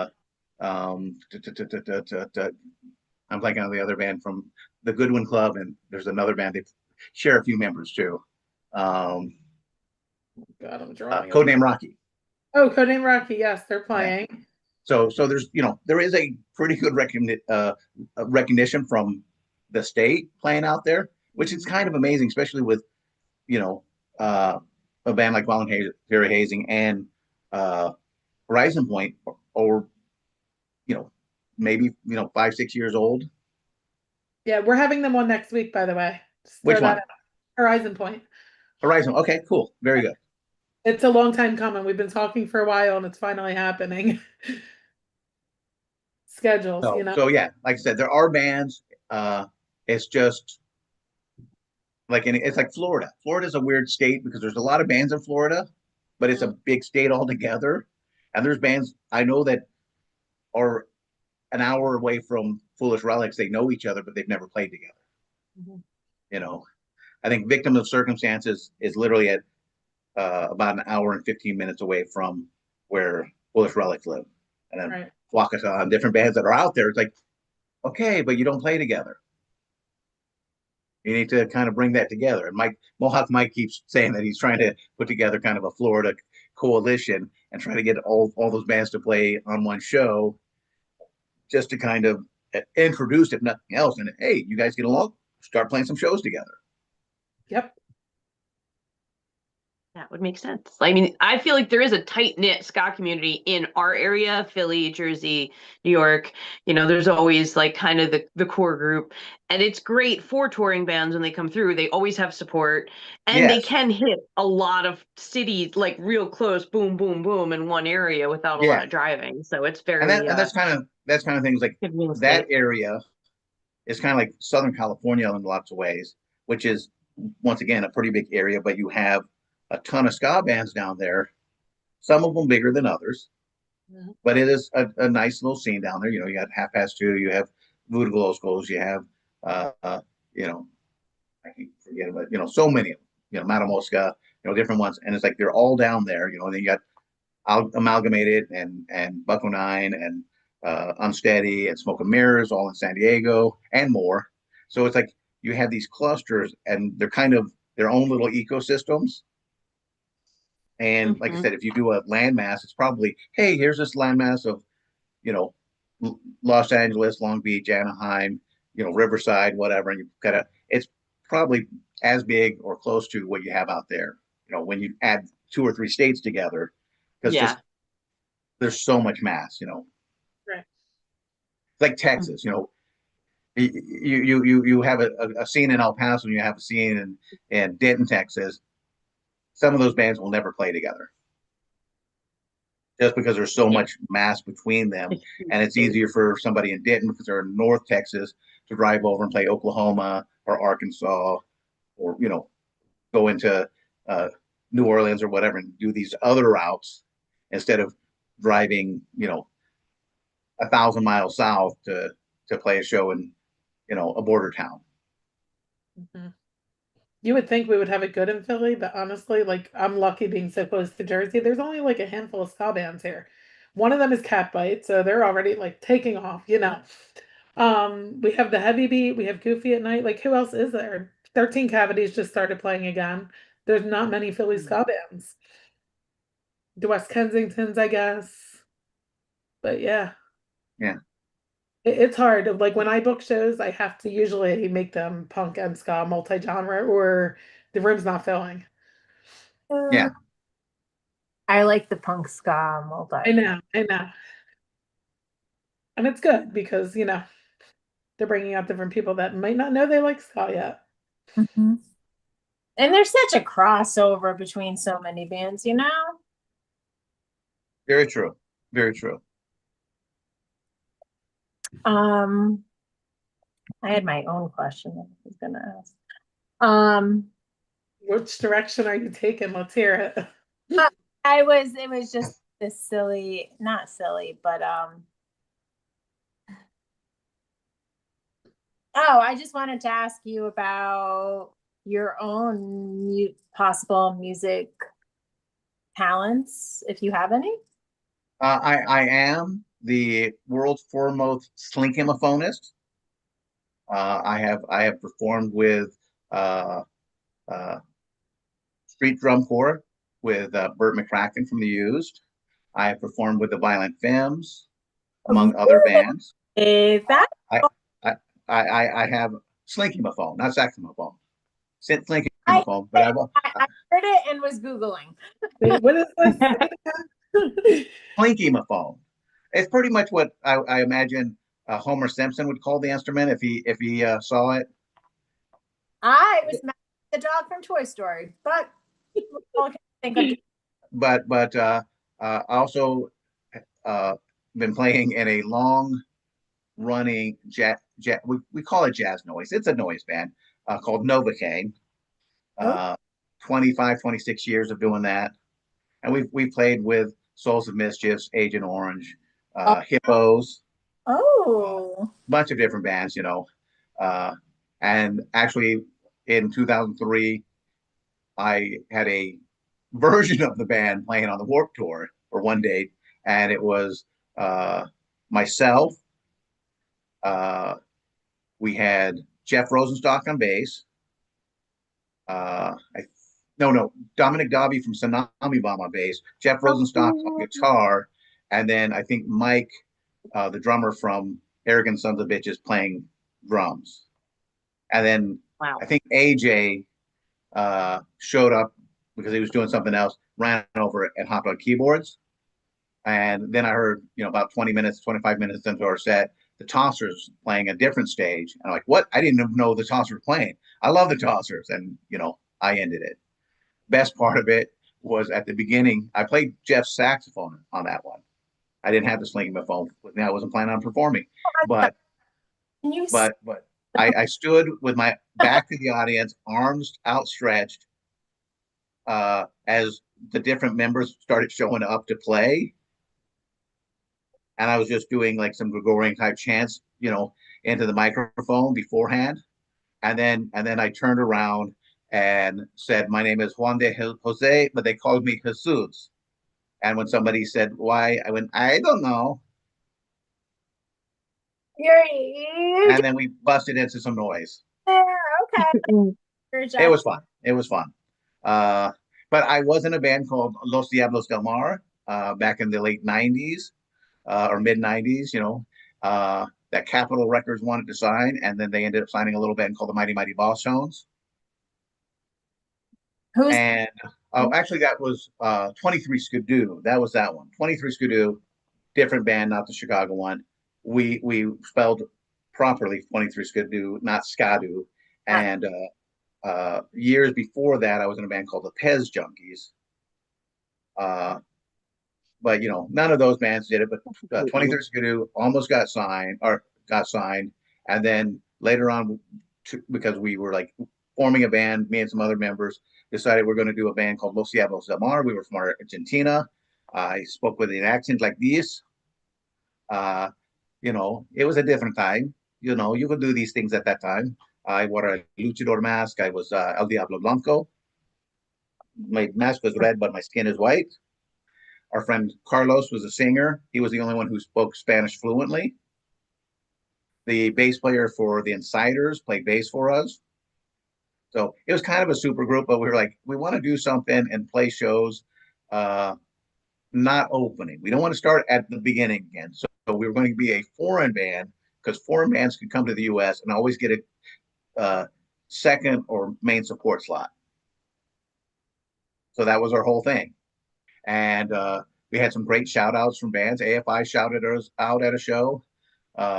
Voodoo Glow Skulls, Screw 32, Youth Brigade shouted us and their grandparents' 50th anniversary in the same breath. Kind of impressive. And then we broke up.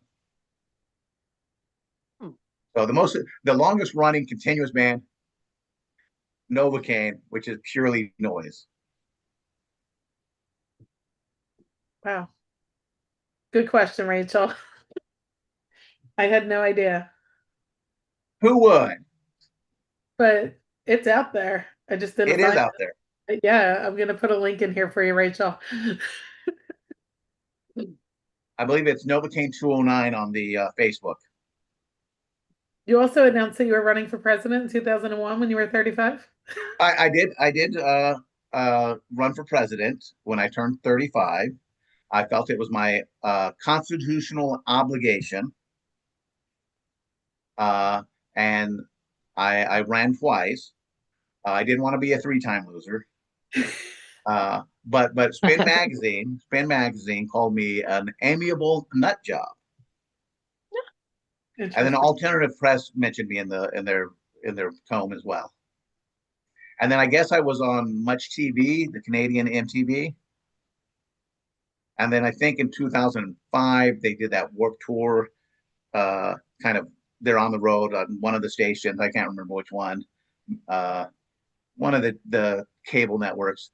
And so often the "Not My President Yet" sticker or a poster that I'd laminated and taped real nicely on somebody's table or gear was still out there. Where's the weirdest place you've ever taped the poster? Well, the putting the posters up, at the time it would have been considered. Nobody was doing it. 2003, you didn't go to a festival and see a poster taped on the front of a porta toilet. Before that, I'd never seen one. And so and there's all these other ones up around the Boise, venue, first date of the 2003 Warped Tour. And so I'm like, okay, wait, porta toilets. I got a you know engaged audience. Everybody who comes to use one of these porta toilets is going to see my face for a moment.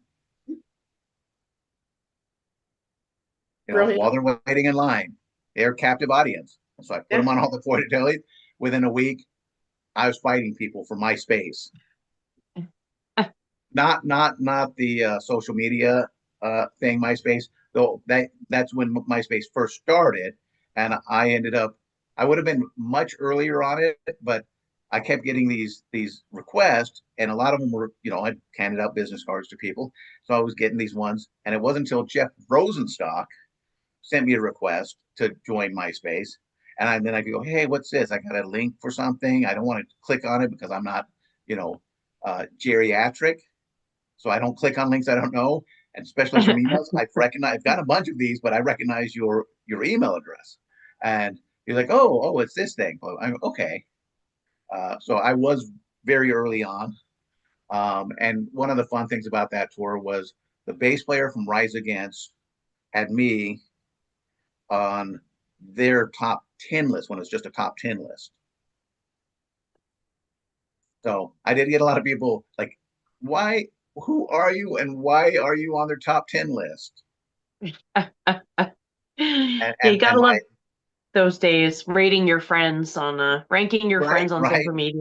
My push was register, educate, and vote. If you don't register, you can't vote. If you don't educate yourself on the issues or the candidates, you shouldn't vote. And if you don't vote, don't complain. Yeah. First things first, or sign up. And please, hopefully, go vote. Go vote. We're in a mess because people didn't want to vote the last time.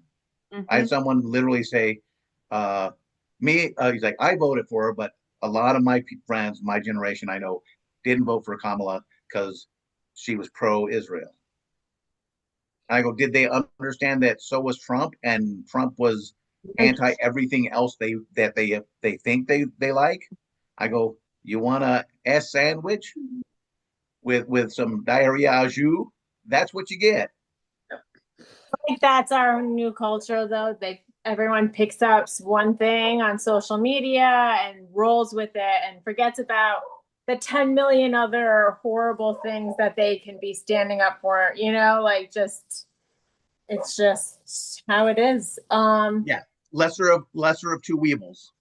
If I hear that phrase, I said weevils. I heard that. I swear to God, I hear lesser of two evils one more time in my lifetime, I'm just gonna go into traffic. I can't hear it anymore. I do separate question than going into traffic. No time to be humble with this question. What do you think the ska world scene would be most grateful to you for? Because I feel like you do a lot. I do know a lot of people in the scene. Oh, did you mute yourself for a second there? I shut myself up, probably. Okay. I'm working on that skill of shutting myself up, and sometimes it works. All good. It takes so many people to, not just musicians, to make things work and successful, and everyone plays a part. And it seems as though you play this big part. So I'm curious to what you think people would be, or what they outright tell you they're most grateful for. Well, I think there are different things, and it depends on the person. So I know locally a lot of people are grateful that I've consistently booked good bands for 40 plus years. You're putting together your own shows. Yeah, but people, they're local, they're here, they can come out and see it, and that's an important thing. And a lot of people cannot go an hour. So I've known kids who literally have not left their hometown ever. Mm-hmm. And so it's important to give them a view of the world outside of it and keep them entertained. And without art, Earth would just be And that's true. And so, you need to give back. So as audiences, as children, as young bands, I've seen bands, through from, hey, we're nobody, we're playing, we're doing it. There's a band, Skylit Drive. They made it kind of big for a while in the scenester thing. Their very first show they ever played, I booked them.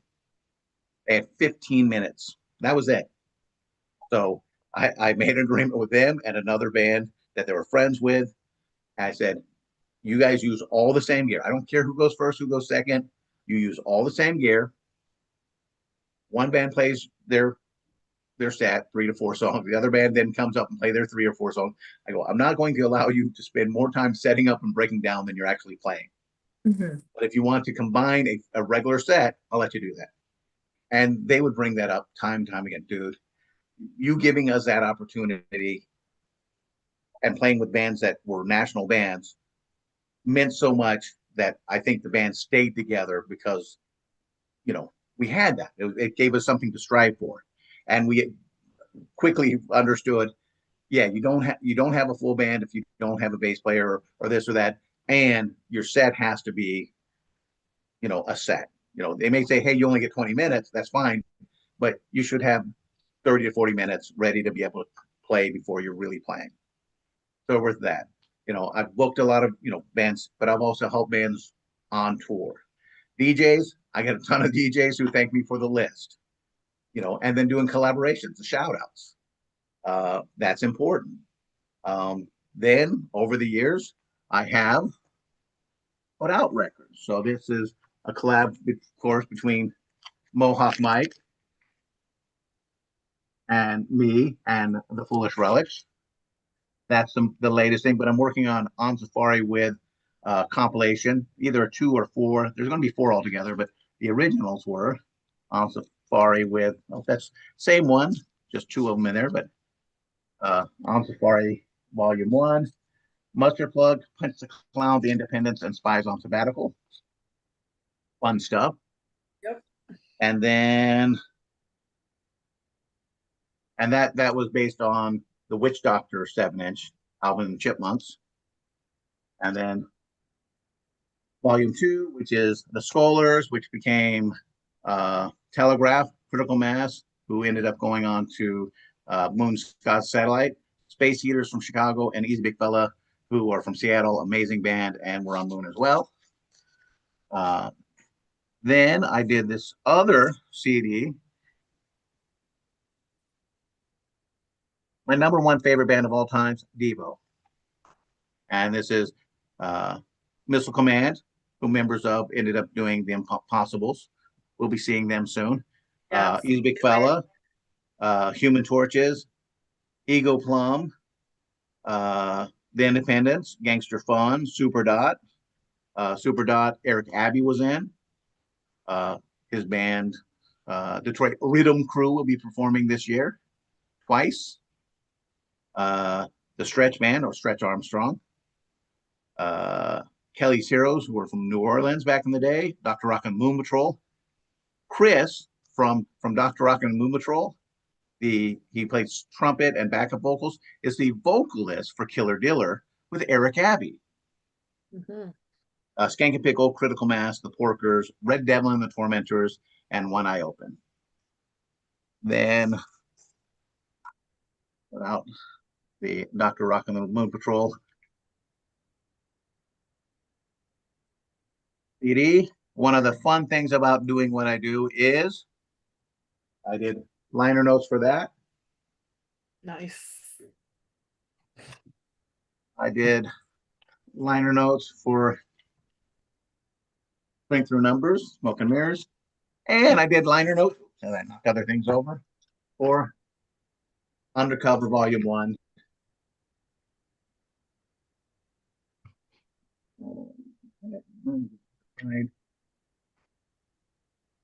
It's blurry there, but that was fun. The new one, Fred Armisen was the go-to for it, but Eric Kohler from History of LA Ska is going to do the liner notes for the second Undercover by Smoke and Mirror Sound System. So good times, good fun. And then just, I know when you play, especially a young band, their song for the first time on the radio, and even some older bands who just never got airplay, I know they appreciate that. And then when when it's magnified by 80, and then all the other stations that if they send out to with the DJ list, that becomes massive. And that I think is maybe my greatest gift is evening in the field.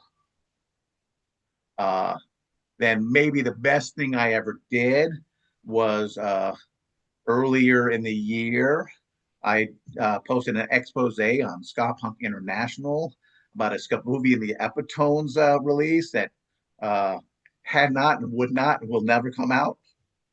Well, they're planning on releasing it themselves. So hopefully we'll see it at some point. Oh. Yeah, that was pretty awful. I got some flack for it. Yeah, what a mess. What a mess. I got somebody who threatened to put a curse on me. Oh. But it's all good. You have to believe in the curse for the curse to work. Doesn't matter what kind of warlock or magician or Presbyterian. So I have to stop believing in the curses and my life will get good? Well, the point is the belief. Yes, it's like anything else. If you don't believe in something, people are cursing me. Are they cursing you, or are they Someone is throwing expletives your way? Profanity. The world is cursing. Both. My great which curses and people just saying, as Warlock Pinchers. That was at Warlock Pinchers about Morrissey. God damn it, son of a bitch. Dick-sucking motherfucker. That's a curse. Yeah. And then there's, the... Yeah, no, it's like, let this make every part of her day awkward and embarrassing and fall and divorce twice. But that's the belief that you've given power over to somebody else. And that's the problem. If you don't give the power over to somebody else, they have no power over you. I got to find the person doing the curses.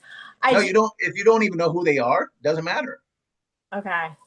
The curse is mute if you don't know who it is. If you don't know them and they don't know you, and definitely if you don't know who they are, because that could be your cat could have been throwing the curse at you, and cats aren't good warlocks. Listen, they're good familiars. Actually, but cats don't make good witches. Yeah, and I know exactly which cat is doing it. It was at a workout class. I said, on the first of every month, you have to say bunny, bunny, not have good luck. And I thought that was the silliest, funniest thing I've heard.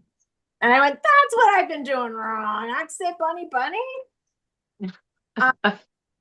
I do have you're putting value in somebody else's belief. Yeah. Take your own belief and empower yourself with that. Doing it. Ska is so much part of your life, obviously, and I love it. What is your maybe not so secret when you need a break? Like, I would love it if you said like some Barry Manilow. I would think that would be hilarious, but oh, so what bands do I listen to if I need a break from ska? Yeah, what's your guilty pleasure? Well, I did mention before, and it's ridiculous because it is what it is. My favorite all-time band is Devo. Okay. And I did a ska tribute to Devo. Mm-hmm. That's cool.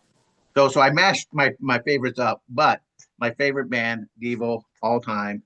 I love new wave, 80s music. I do think that the 70s is the greatest decade, aught to aught, of music ever. And I will argue that point and tell you why you're wrong if you don't believe me. Mm-hmm. But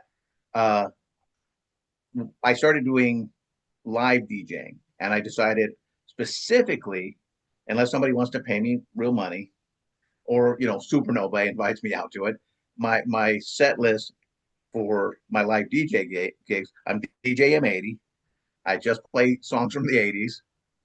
And, it's like, it's fun. It's, removes me from everything else I do. I did end up being asked to, and the uh, Pirate Cat Radio Network, the 3 stations, Los Gatos, Santa Cruz, and Portland, airs every other week an episode of 80s Revisited with DJ M80, which I've always throw a few ska songs on there, two-tone songs, and tell people listen to This Is Ska on the Sunday episodes. But yeah, 80s, but specifically Devo. I like it. When you said you strictly play 80s, it definitely have you seen Step Brothers? I have seen Step Brothers, and there is a photo out there of me and my evil twin, in a very Step Brothers photo shoot. Yeah. The one that was on the cover. They're wearing Yeah. sweaters. We're wearing Nehru jackets, but there's this kind of space scene behind us. So when I turned 45, my evil brother also turned 45 because, when you have an evil twin, it's the same birthday as yours. Actually, evil, or you? So for the 45th birthday bash, I hired a friend of mine to come out and spin records. Okay. Just 45s. But I was like, hey, I was going to do invitations. So we did the stepbrother kind of photo. And my friend at the copy place was like, you want a sample of this in 36 by 48? I'm like, what? Like, well, if you need a sample, I can make you a sample that you can have. And then, if you like it, you can order more of them. Like, yes, I would like to sample this in, 36 by 40. So I have this massive version of it, but it really looks like either a cult photo. Like I said, we're both wearing white Nehru jackets, space scene around us. Ed had a shaved head. I had hair on my head at the time and a darker beard, but it looks very much like, or a photo for a gay wedding. And that was, and when I showed up to the venue that we're having our event at, we rented the banquet room upstairs. On the bottom floor, on an easel, I put this framed photograph or poster of us down there. A lot of people showed up who knew us for the party, like, okay, this is ridiculous. Whatever, and they came up. But so many people asked the staff there, like, is there like a Branch Davidian thing going upstairs, or is that a gay wedding? And like, hey, you decide. I will only go to gay weddings now. I know, unless it's that.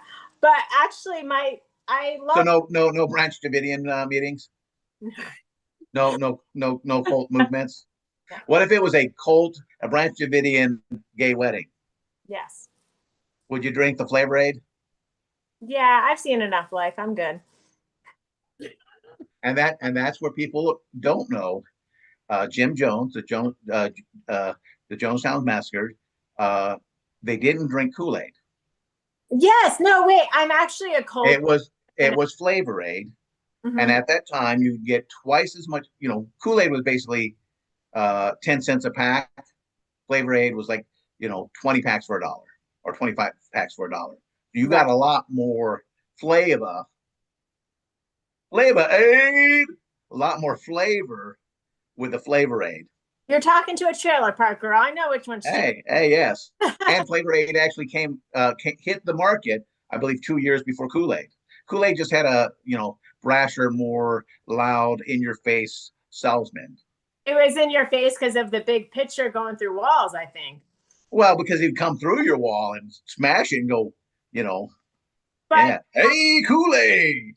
I loved everything that you said about with your evil twin, and that isn't even the reference I was going to make. The reference from Step Brothers I was going to make was when you said that when you're a DJ that it's strictly 80s songs, and at the end of Step Brothers, the band who's it was Horatio from SNL. Everyone kept being like, "Play Sweet Caroline," and they're like, "We're strictly Billy Joel. We're strictly Billy Joel." Yes. And then they just lost their shit. And so when you said strictly 80s, That's what I heard. First, I can see that. I can see that. But once again, if somebody wanted to, I've always said, hey, somebody wants to hire me and give me stupid money, Mhm. and I only do vinyl. Right. I'm just spending vinyl. So, which is more effort. It takes more work. It's a lot of more carrying stuff around. But I figure if I'm going to do this, I'm going to niche it so much that I'm not going to get a ton of gigs offered to me. But the gigs that I get offered to me are going to be ones I want to do. So I last gig I did was a Barbie and toy collectible show. I was all right with it. And it was done by like 4 o'clock in the afternoon. So great. I've done a couple of Okay. record swaps. I am doing one in August, which is great. It's a for the Eltington Feline Foundation. They're uh, going to build a cat uh, uh, bed and breakfast or whatever you call it, but a cat home. Right. And so I was like, and they're doing a 80s party.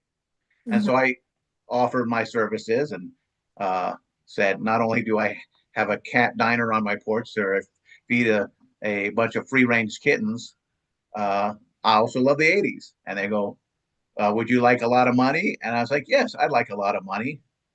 For And like, depending on how the event does, if it makes a lot of money, I will take a lot of money. If will you, it doesn't make a lot of money, I will donate that money back to them. and then they paid you in kittens. Well, I was going to say the same thing. They pay you in kittens. well, I don't need any more kittens, but the kittens need help. Hey, listen, They're not good witches. They can't and conjure up food for themselves or a home. not ska related. Well, we are relating kittens to ska. We'll cross it over. Not completely. It is kitten season, and the kittens do need help, and we need to spay and neuter. The shelters are crazy. I foster. Yeah, it's bad. Bootsy Cowboy just got neutered recently. Most of all the male cats, I think there's one male cat that we still need to get. That's Senor Pancakes. He's an all black cat. But we need to get him fixed. But all the rest of the male cats are fixed in our little colony, and I think all the female cats that are in the colony are fixed. There's not a lot of females right now, but they're all taken care of. Awesome. It sounds like you're doing someone in your area is doing like trapping, spay, release. Well, the nice thing for what we're doing here is my postal carrier, Uh-huh. Carrie, her best friend is a vet. Uh-huh. So she'll let her know, hey, on this day we're doing spade and neutering. I have 2 spots open. So if you bring 2 cats in, we'll take care of them. Mm-hmm. And so, and then That's she brings awesome. them back and releases them out into the colony again, and it's all good. So you I are have a colony too. I love it. It's so great when a vet will do something like that because it's so hard. You never know like when you're going to trap them. So knowing you have that option to get them in there is awesome. Yeah, the worst is you catch them and then they can't take them, and now you've just freaked that cat out, and it's 9 times as much harder to get them Get them trapped to go because in they're like, oh, again. wait a minute. just Yes. it takes a lot of people. We have one woman who runs the show, and then sometimes she'll just be like, does someone have a garage? And I just have a strayed cat while they're healing. But so you are helping the animals, you are helping run the ska world. I love it all. I'm not following. Someone else talk. I'm talking too much. You know who loved that conversation? Eric. Eric loved his Yeah, cat. you did. No, he did love his cat. He sure did. I want to know how many albums you have in your collection, roughly. A lot. You don't say. If we're counting LPs and 7 inches, a lot. Yeah, I don't know. I don't know. I've been collecting since I was a teenager, and uh, I say at times I'm not going to buy any more, and then I just keep buying more and more. It's hard. It is, and I like to support the bands that are out there. So they put stuff out. Jeans, yeah. I wanna help them out. I want to, buy their music. Those I had for a while, but we did the at Combo from the Toasters on the critical music list, and so I had pulled those out. But I was like, So you and Bo have that comment, how you all have your props ready to show. I don't, yeah, well, yeah, so many. I have tons of 7 inches. I have tons of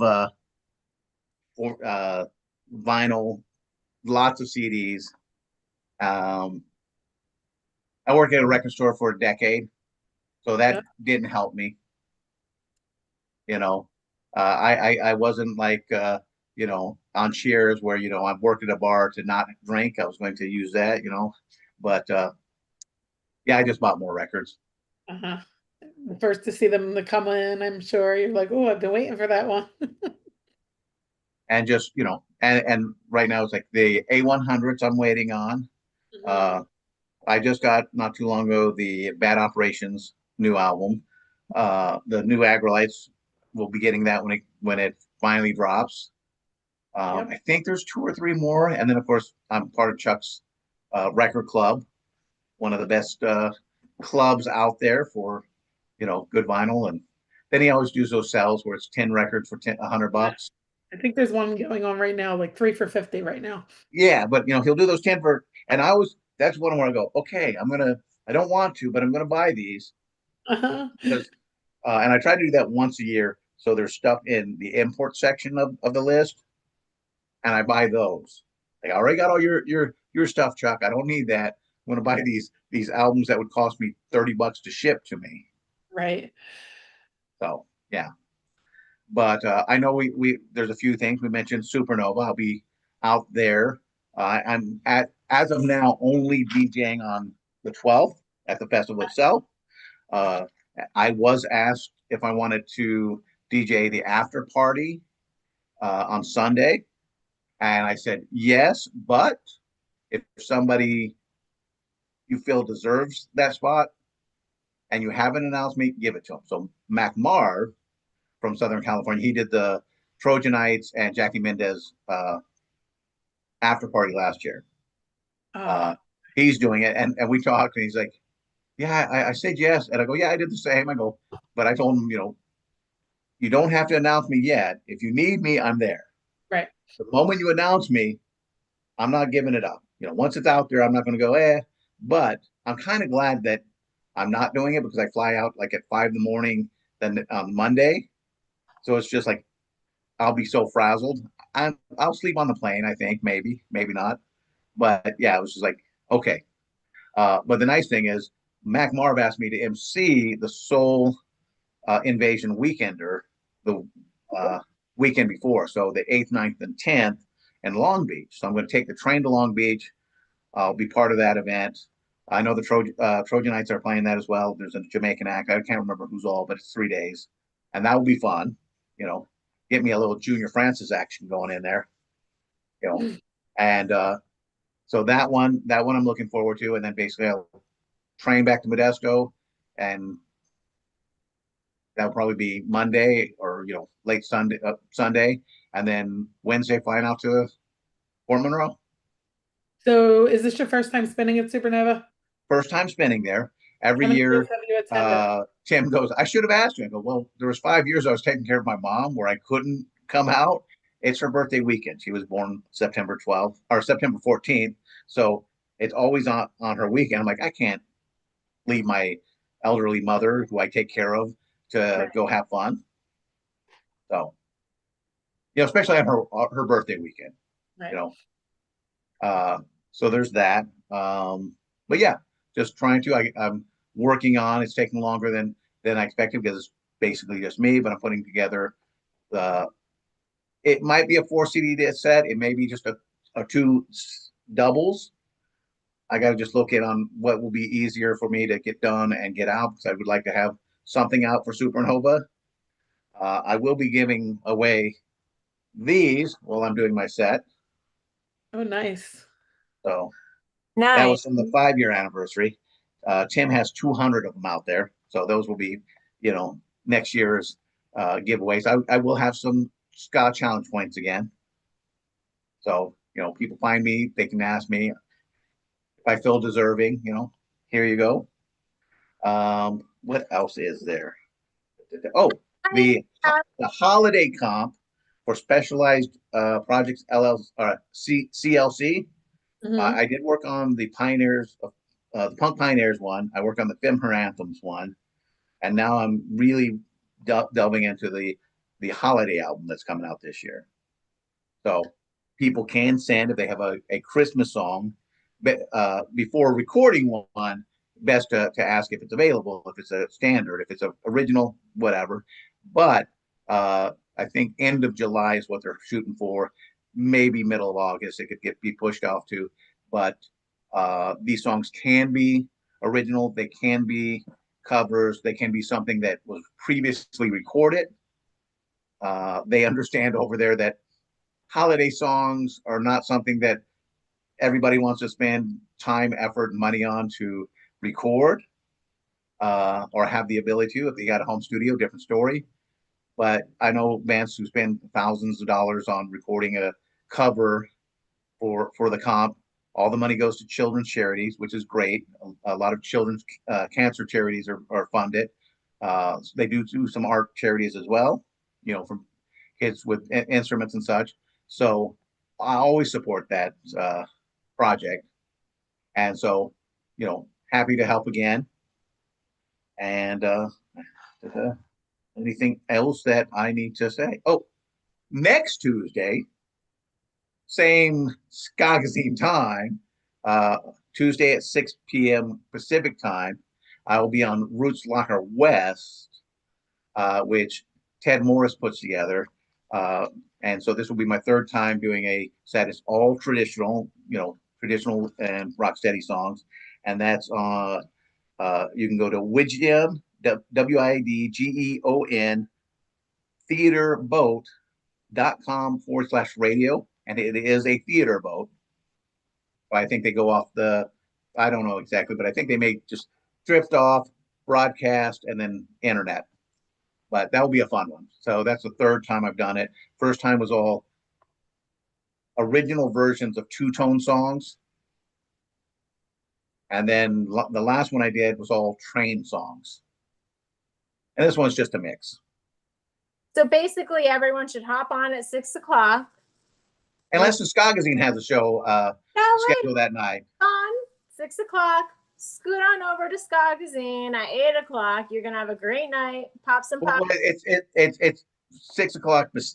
Is normally 6 or 9 o'clock in New York or on the East Coast. So yeah, it's the same time. I'm in California actually, now. I'm not. The band actually reached out to ask if we could start later. I think so. We might be starting later. Okay, and I'm just doing an hour set, so that would work. Yeah.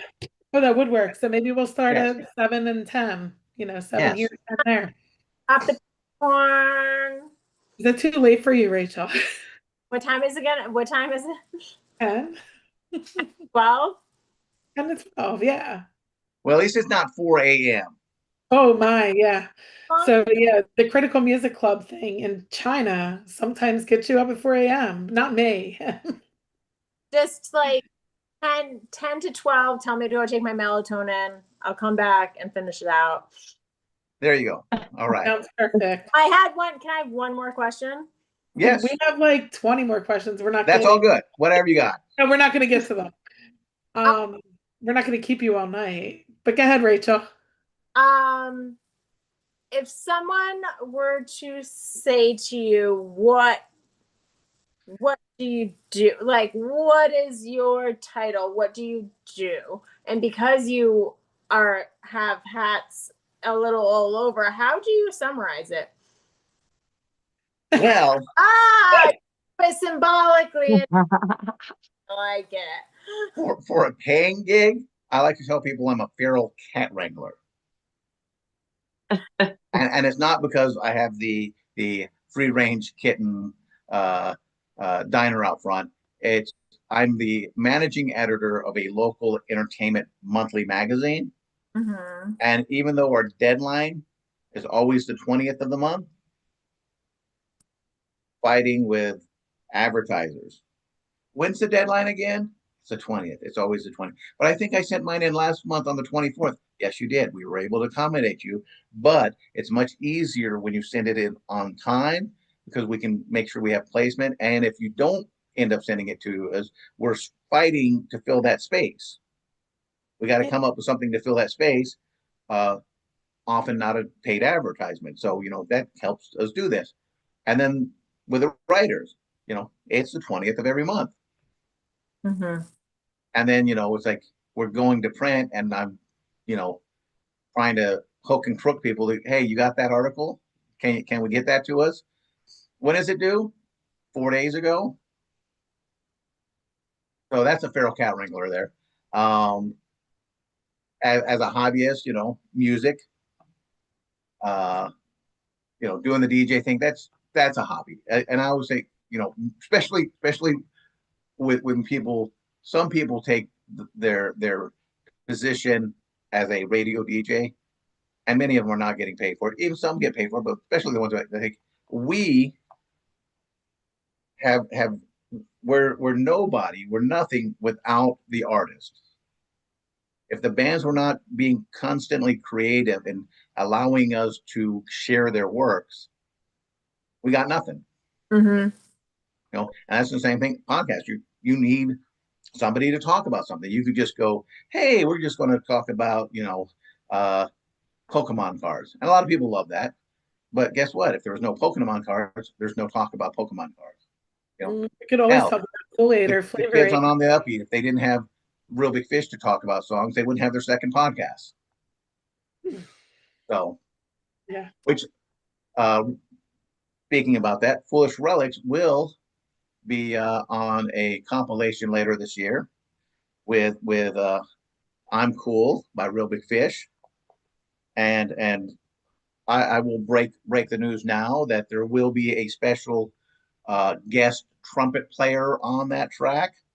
I will not say who it is at this point in time, but there is a connection.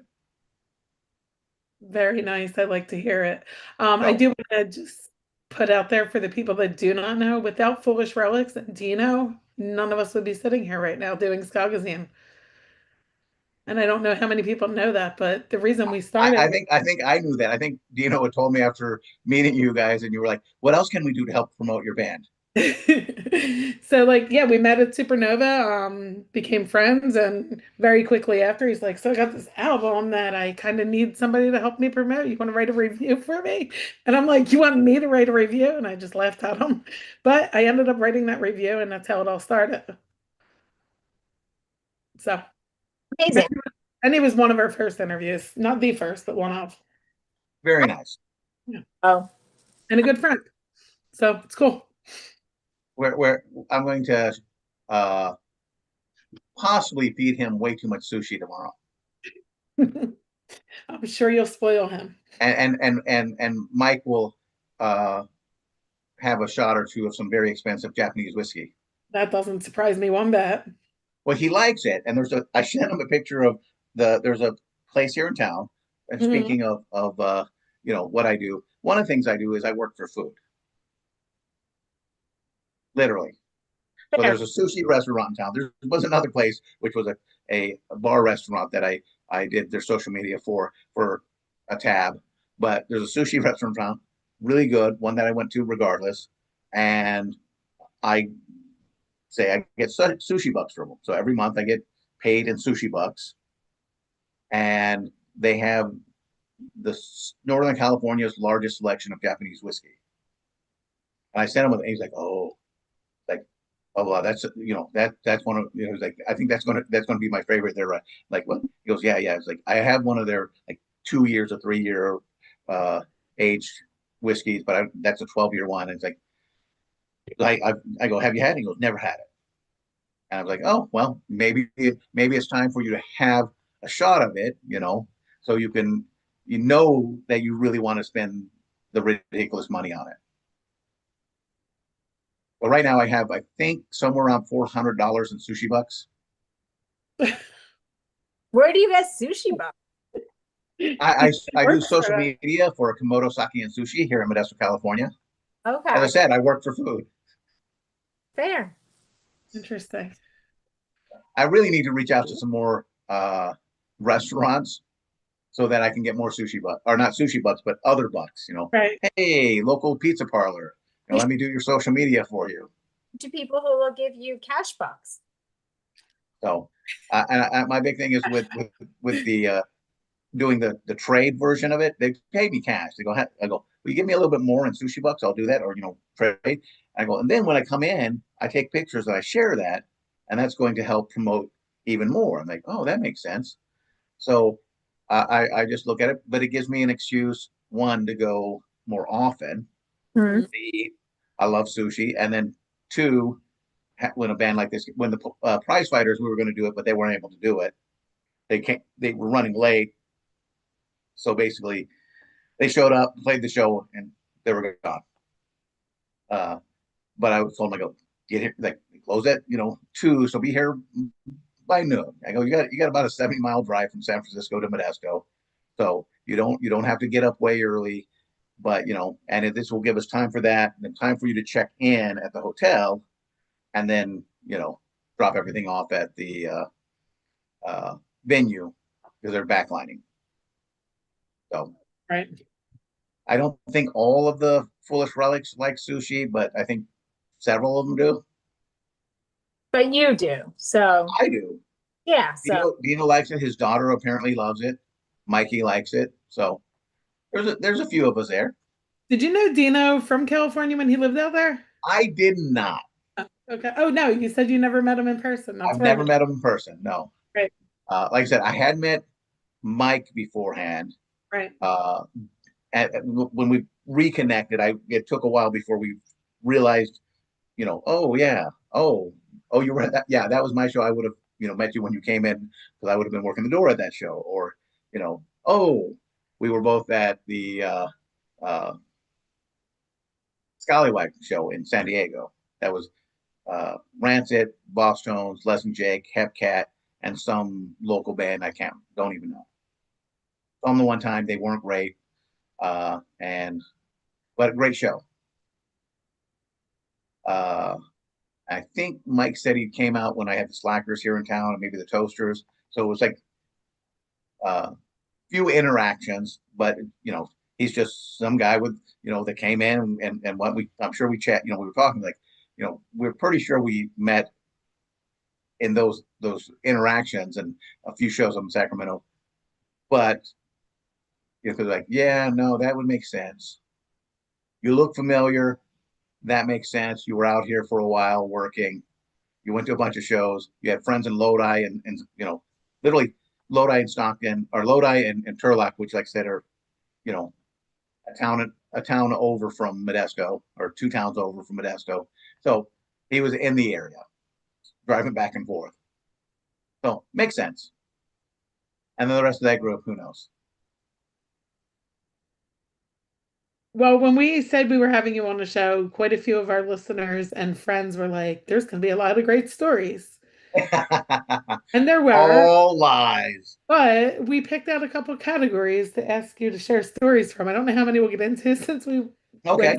went, but I did want to know what the oddest thing you've ever seen happen on the stage at a show was. Okay. I can answer that unequivocally. It was Petaluma at the Phoenix Theater.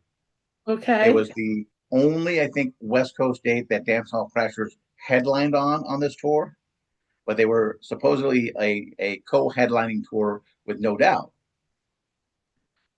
So no Doubt, there was an opening band or 2 opening bands. No Doubt went on, and they were like, "This is your backyard. You didn't headline your hometown. You're going to headline this one."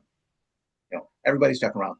What, about 20, maybe 30 minutes into their set, on stage, right?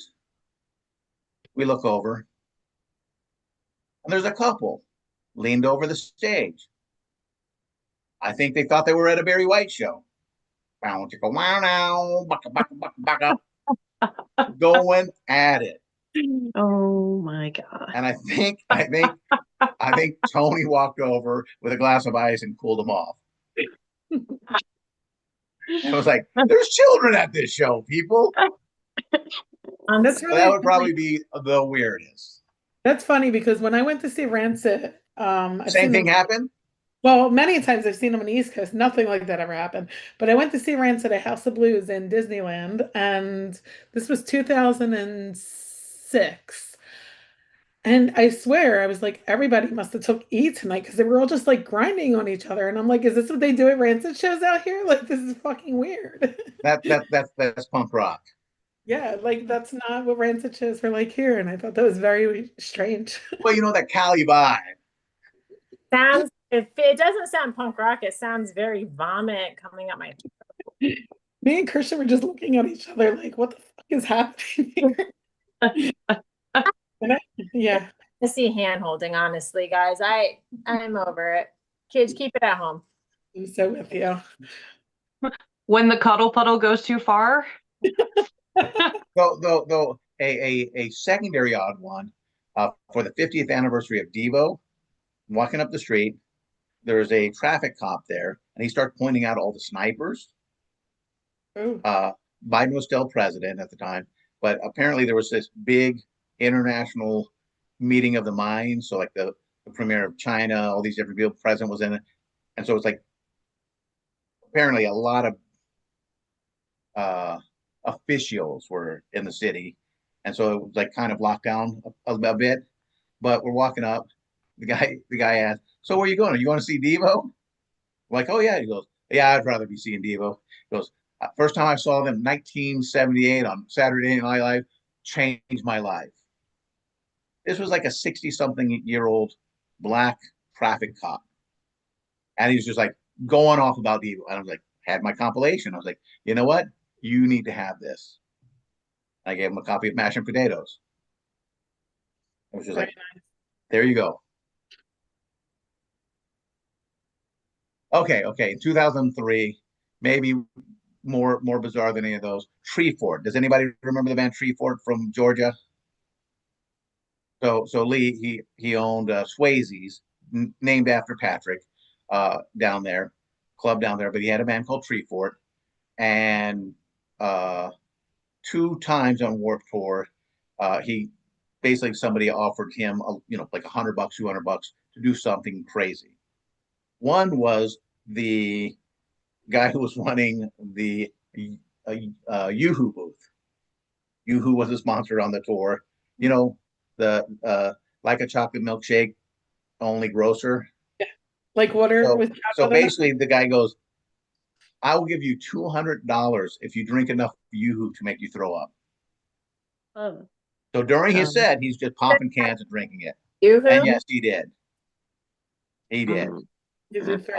Pretty gross. Pretty gross. Then another time, somebody basically offered him a couple $100. They weren't making money. They were just sneaking in. Because I think from the day before, drinking all that Yoo-Hoo upset his stomach. And so basically they set up near a porta toilet so he'd be able to, and somebody said, "I'll give you $200 if you need to. I'll give you $200 if you don't use a porta toilet. You don't need to go use a porta toilet.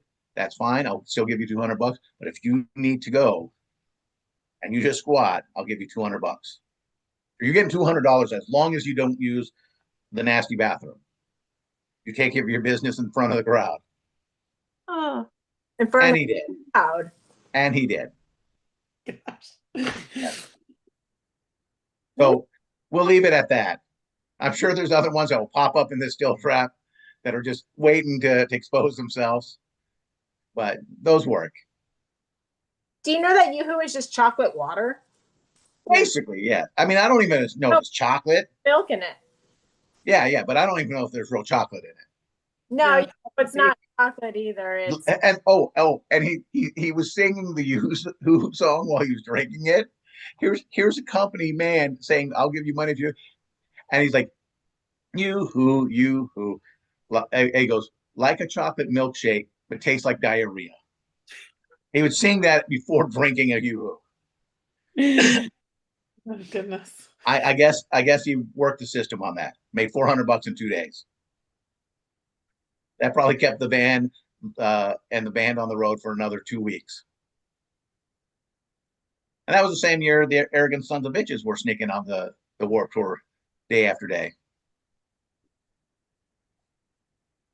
Have you ever had a band make a really strange request of you, like to get on a show, or any weird like guarantees or something you had to do for them to get them there? Weirdest Not record really, item. not really. No. The only weird, well, it was not so much getting on the show. They were already playing, but Real Big Fish was playing with Yellow Card and Suburban Legend at the Fillmore, or at the Great American Music Hall in San Francisco. No, Fillmore in San Francisco. And my friend Mikey, huge fan of the RBF, I knew their merch guy, and I was like, hey, there's a glitch in the system trying to buy tickets. Can we get something set up? Buy tickets. He goes, I got you covered. So we show up. Not only do we have tickets, we have backstage passes.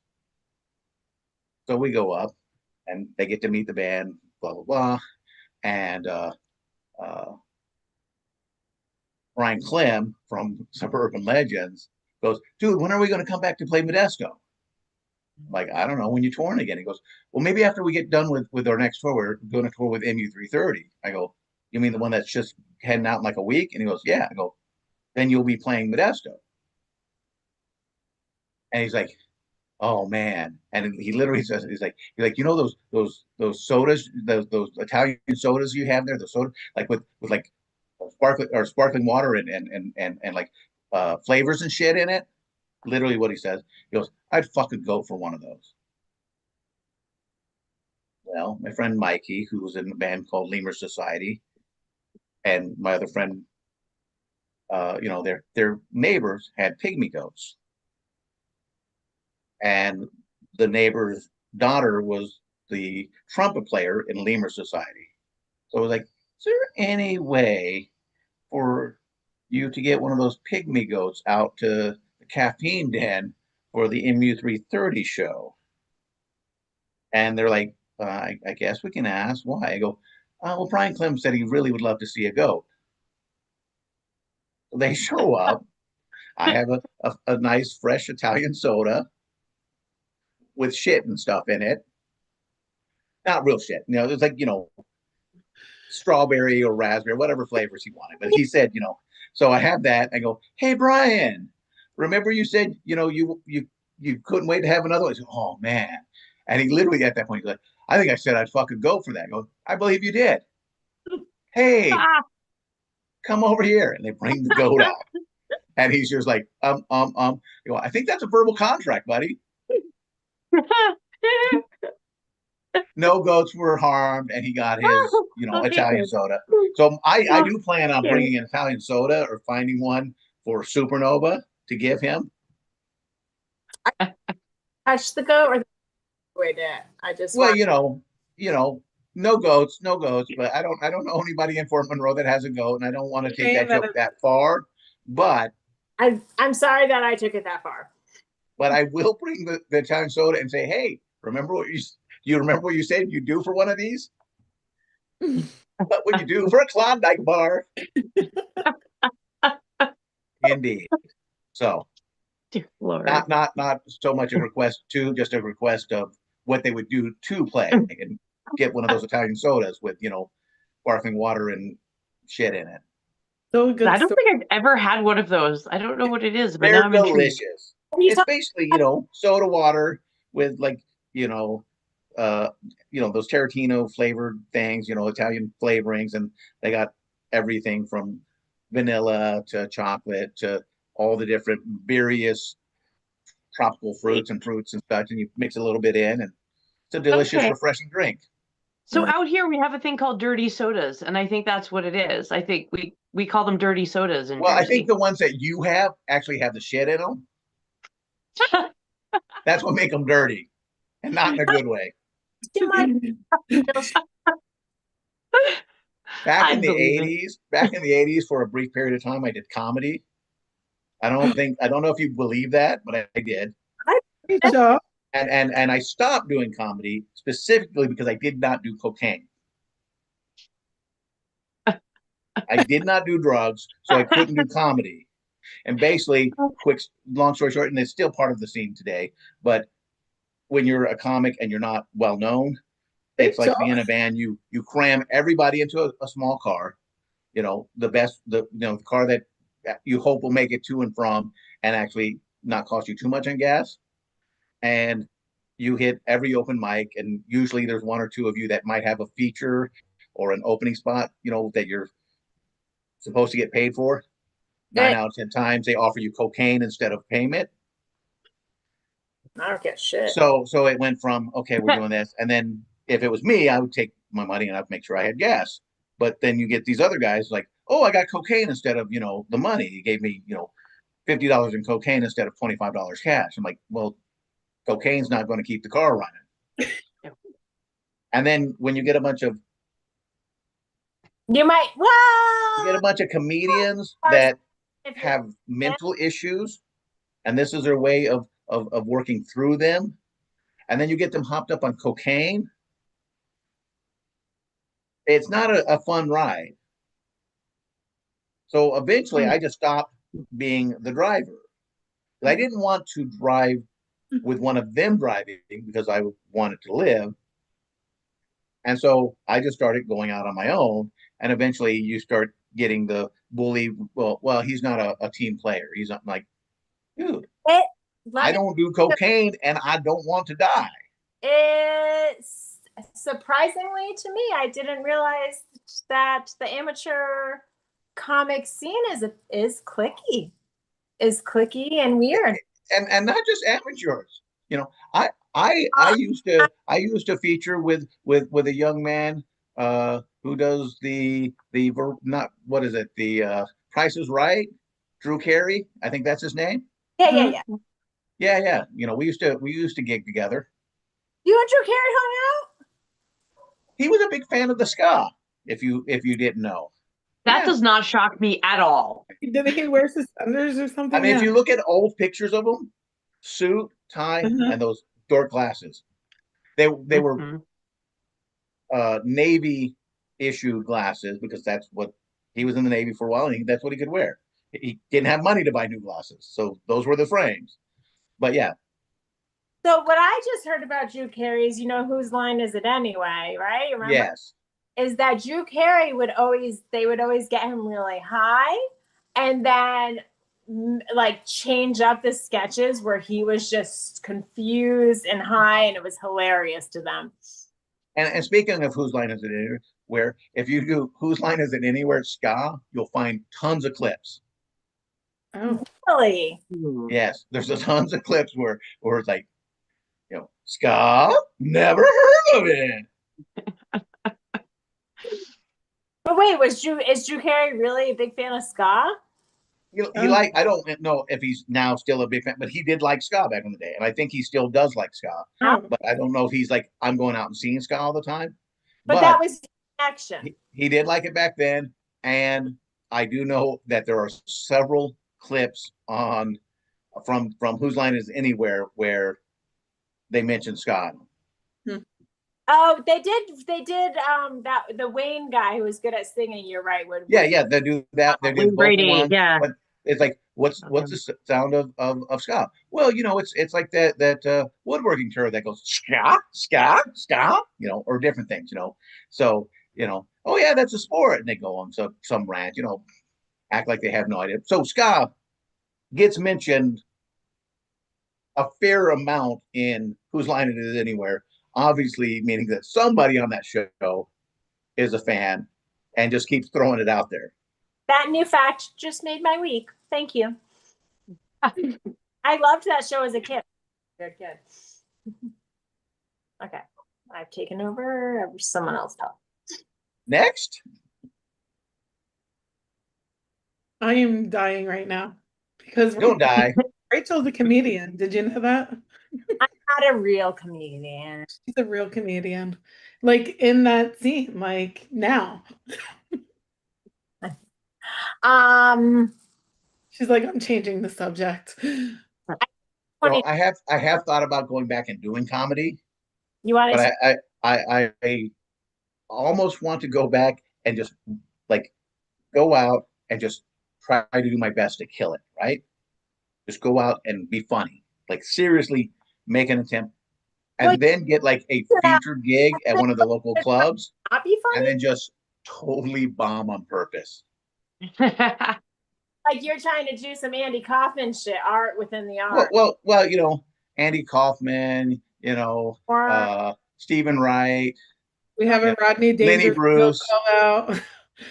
But you know, I did host a comedy show for a bunch of comedians who were up for the best comic award. So the 10 nominees were all doing sets at a brewery, and I emceed it, and I intentionally came out just so dry, and I had one comic like just get so mad. He came up and was like, before, you know, knowing that I'm going to go on, and it was like, hey, can you try to be funny? I'm like, what? I go, you're the comedian, huh? He's like, dude, every time you go up there, you bring the crowd so down. And then it's like, you know, us comedians have to work twice as hard to get a laugh out of them. I looked at him and go, yeah, I'm refreshing the audience for you. new palette.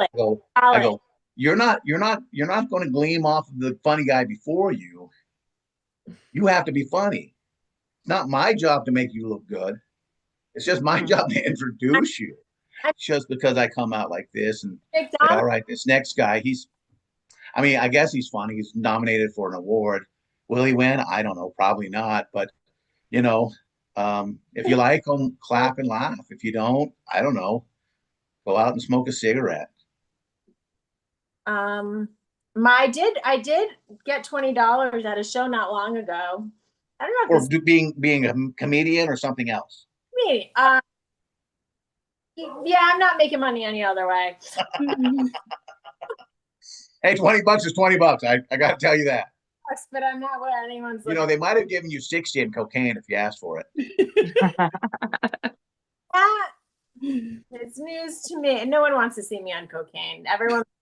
Yeah, that's what I tell people. Like this is me on a glass of tea. They would be like, Rachel, this is cocaine, but it was crushing.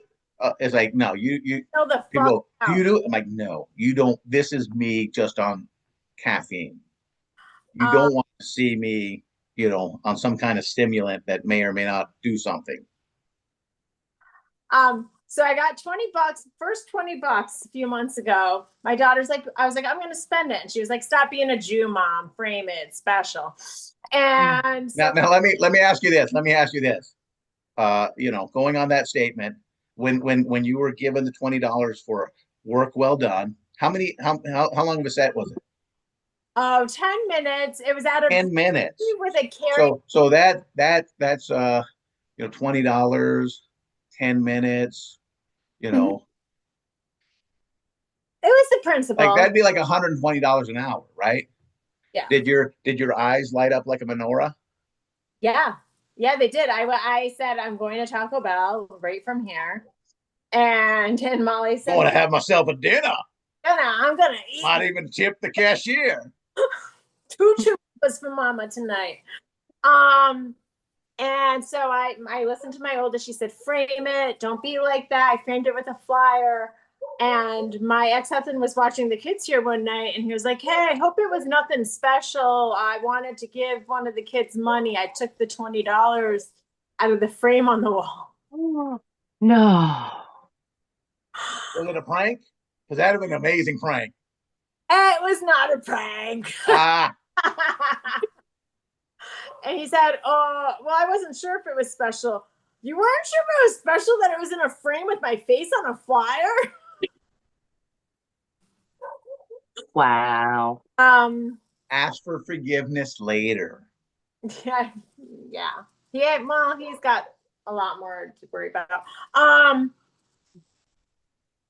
But I have a show coming up where I'm going to get food, as you mentioned, and people are like, "You going to pay it?" I was like, $40, but they're giving me dinner, and I was mostly.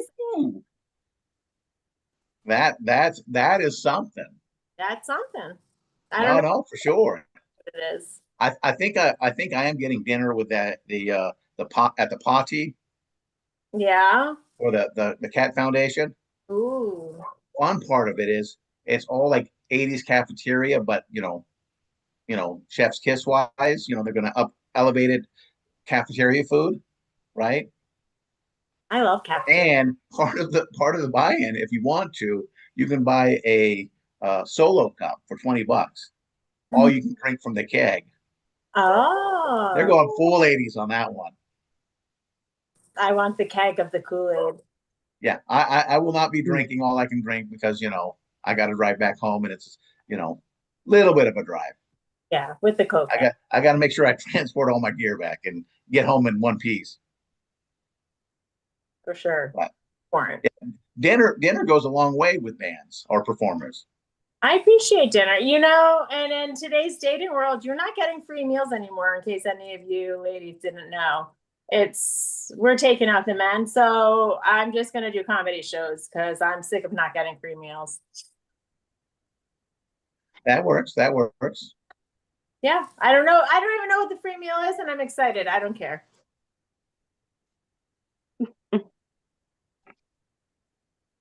JJ, Jess? Yes. Yeah. I just had I had a message from our teammate saying they were zooming in. I thought they were zooming in from the Foolish Relic show, but I guess not. I don't know what that means. I thought they were going to pop in with Dino. Right. I thought the same thing. I thought he was going to show up with somebody. One sec. Oh. No, I was distracted. I'm sorry. Was it a capital B to get in with the password? No, I think it was lowercase. Okay. I hope he's bringing Dino for real. That would be so cool. But he's taking Who's this Dino you speak of? Dino?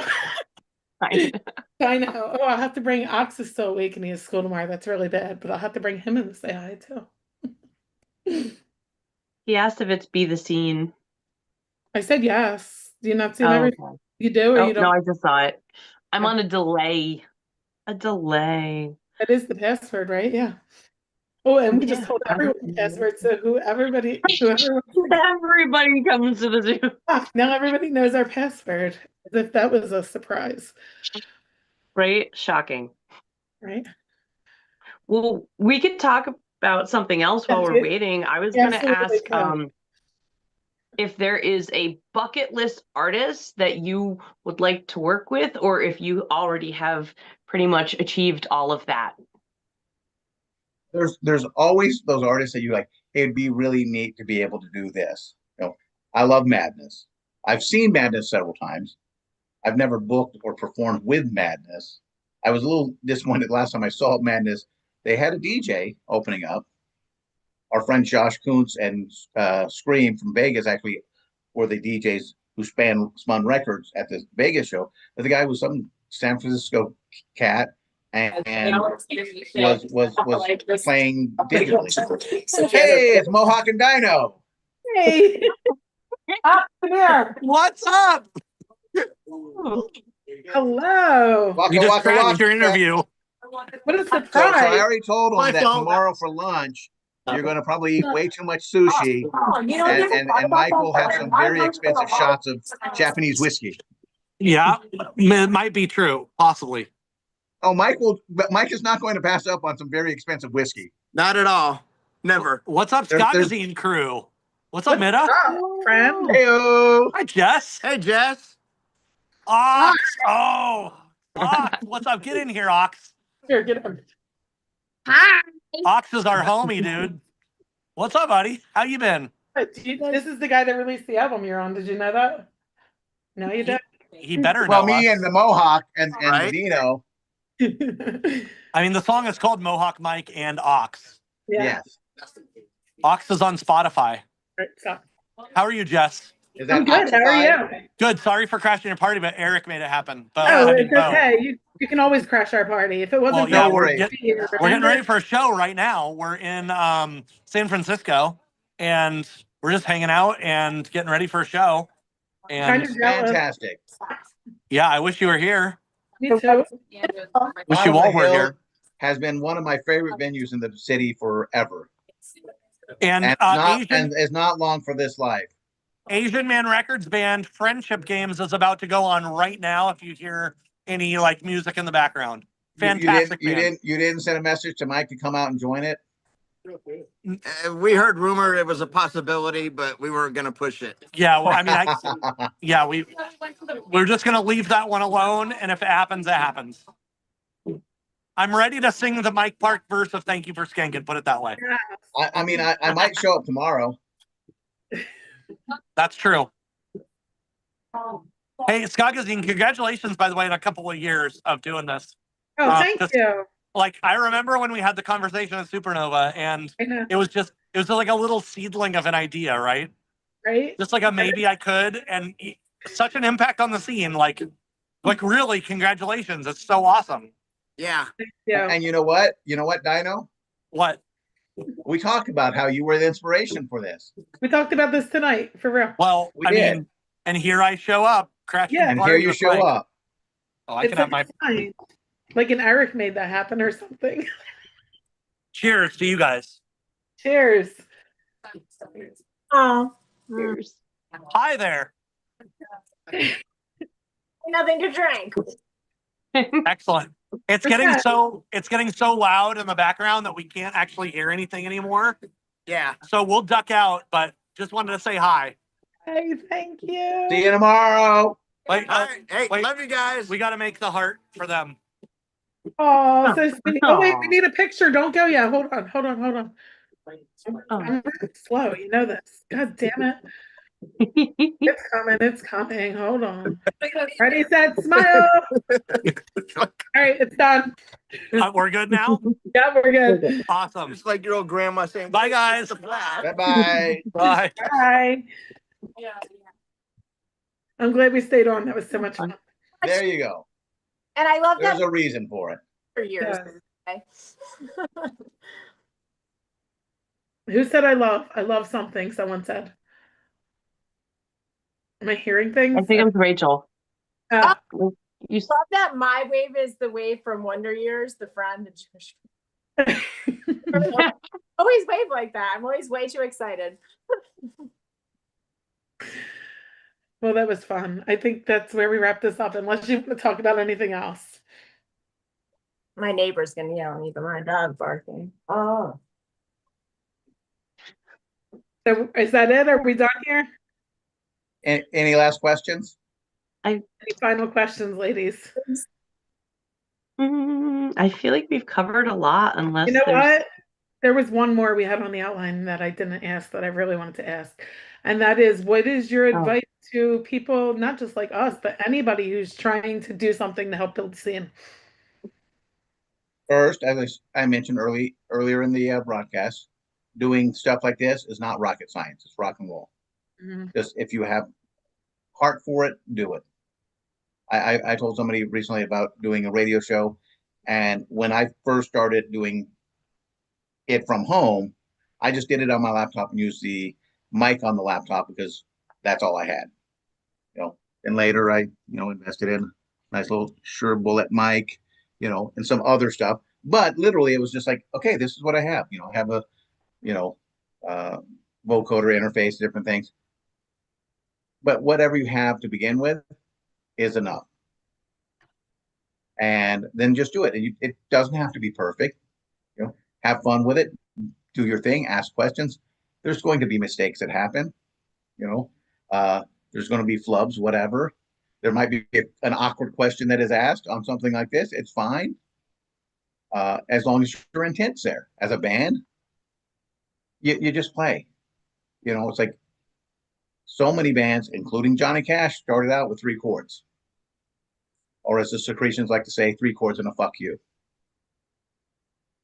But you really just do it. Everybody was bad at something when they began with.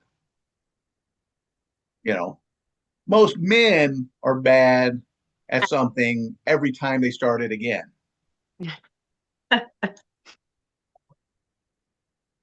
It's true. It's true. We have a bad learning curve. They're really good at lying, though. I would. Well, maybe that part. My problem is anything I ever tell you, and I have no problem telling you. If I tell you something and you think it's not 100%, all you have to do is ask me it 2 more times. You won't be able to remember if you were telling the truth. And I'm like, okay, no, that's not exactly how it happened. Okay, it was the 5th song of the set, not the 4th song that they jumped on stage and was just, doing the caboose, knocking boots. but I have I don't lie about things, The good ones. Don't worry. I'm not. but I will exaggerate things sometimes, and I get that from my father. My father had a master's in BS. But one of the things that I will tell people is like when Pop was really the stories that my dad told that people really thought were complete BS For the or real. maybe 10 or 20% not real. It was like, here's this, but I'm gonna elaborate on a few things that really, if I just told them the story, hey, okay, so, and this is a true story. Uh, when Bruce Lee Band played at Wheaties in Stockton, after the show, them and Mike Parks was the Bruce Lee Band with Les and Jake came over to my house. I had a little back house, a little grandma shack in the back of a spot, and they stayed at my house. In the morning, we hear this screaming from the bathroom. And it's Mike Parks screaming for us to come in. Don't know what happened, okay, so we all run in there. And Mike is on the toilet. His shorts at his ankles, and he's like, hey, hi, everybody, hi. I can't remember which member of Les and Jake took a picture of it, but there is a picture out there of Mike doing that.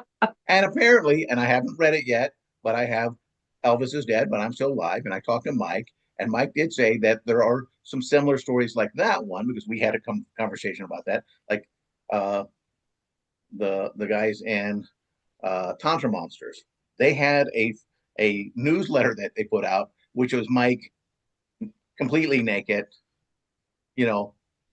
and going, and they put whatever Tantra Monsters over his private so that it wasn't shown and it could be sent in the mail. And Mike's like, "What are you like, Mike? You're the one who gets naked and acts silly." 100% true. 100% true. Now, there's other things that Mike has done, and you could throw a little bit of that and throw that, and people would go, "Yes, no." Mike is a silly boy. That's funny. Silly. And Mike will do just about anything for a good trade. Oh, You want an Asian Man product, and you have tickets to a amusement park near him, he'll give you trade for that. You got tickets for a movie theater, he'll do trade for that. Giants game, you got tickets. Oh, you want some Asian Man gear? You want some old Skanky Pickle stuff? Here you go. He loves a good trade. Nice. good to know. I mean, you might have to see his penis, but not very big. That's what she said. I do have one more question. How did you manage to get an entire ska band to eat saxophone reeds? Oh, yeah. Hey, that was their choice. Ah, That was their choice. And if anybody wants to blame anybody, they can blame Matt from On the Upbeat. Okay. But the way it went down was Charles, the saxophonist, for some reason decided that he thought that would be the number one song a year after the album came out. Mhm. Of all the songs, including the one that was a single that came out 6 months before, which already had a bunch of likes on it. And he says, if it's not, I will eat a saxophone reed. Then they go on the Upbeat, and they're talking about the show in LA, and they're talking about playing up here in Modesto, or in it was actually Ceres at the time at Five Eye Brewing, and it was Five Eyes because one of them only had one eye, 3 partners. And so when I saw that, I was like, oh no, this podcast thing is trying to say they're going to make the change, and that he's going to eat it because they say it and they're going to push it. Like, no, I have the power of the airwaves. So I started from playing the song fairly regularly and encouraging people to listen to the song on the Spotify. Come here, Bucci. And so at a certain point, it became a battle. Oh. And This is one of the outside kitties. His name is Bootsy. Mm. He is a good Oh, boy. cute. I think he's ready for dinner after we finish it. But so I was like, no, this is what we're gonna do. We're gonna make this happen. And as they see it going back, which was good for the band because it was a ton of listens on the Spotify for at least those 2 songs. And a few other ones bumped up a little bit more too, but those were just like getting a ton of likes. I like to think most of mine were organic. I do know somebody who was playing on repeat on the other song. As I look like, yeah, come on, these shenanigans. You see this one go up 1,000 listens, and then next thing I know, in 2 hours you got 1,000. No, no. But I was like, we're going to make this work. But then they decided that the rest of the band, if he won, that they were going to eat the reed. That was on them. It could have just been, hey, we lost. No, no harm, no foul. You don't have to eat the reed. Or like, I have free will. I don't have to. Well, they wasn't part of the deal. It was like Charles said, I will do it if the other song, any other song beats this song and plays. And initially that was it. That was the bet. They didn't say, if it doesn't, what are you going to do? And if you don't, it was just he volunteered. I'm like, no, I got Charles back. He's my boy. You're my boy, Charles. You're my boy. I got your back. So I pushed it. I pushed it hard. And or like, Salt and Pepper would say, push it real good. But yes, I hyped it. I shared stuff. I was like, we're gonna make this happen. He won. They didn't. They didn't decided to do it, and they didn't they technically didn't. It was bamboo, cooked bamboo. Oh. They didn't take. He was going to eat a reed, a saxophone reed. They ended up. No, no, no! Don't want to let this out of the bag, kids. But you voluntarily hazed yourself, but you had a little backup. It was bamboo, steamed bamboo. Which they steamed on stage, right? Didn't they have some kind of like? I think they originally had it set up, and then they may have steamed it again on stage. I can't remember. I didn't make it to the show, but they had it prepared so that it would be easily eaten. And heck, bamboo is eaten in a lot of Asian cuisine, so it's not that far off. But when you have a nasty, saxophone reed, most of that's pretty hard. Yeah. There's a little, loss to it, and any saxophonist or clarinetist has eaten a reed or two in their lives over time. Because when you So bite into the reed, it breaks off a little bit. You end up swallowing it. So, but you're not just going. So yeah, but yeah, voluntary hazing brought it upon themselves because they decided they were going to double down if it didn't. I think probably thinking, oh, Charles won't do it unless we say we will, and then 100%, and then they got them stuck in the situation. But it made good content. can you remind me of what the song was? Because I know I was on this side as well. It was Professionally Offended was the song that because that's one of my favorites. I was like, I it's a knew great song. it was my number that year. That year, it was the number one song listened to by me on my Spotify playlist. But we're all going to Pioneer Valley Ska Fest, so we might have to show up with some saxophone reeds and a stammer. There you go. You want to do it again? I mean, last year, Left Hand Hot Dog had a grill and they were cooking hot dogs on the stage, so why not? I hear they do that. I had mentioned Los Diablos del Mar, the Devils of the Sea. We had a song called Burrito Tiempo. And when we would play Burrito Tiempo, which is burrito time, we would throw out tortillas to the crowd. We'd only do this if it was an outdoor show.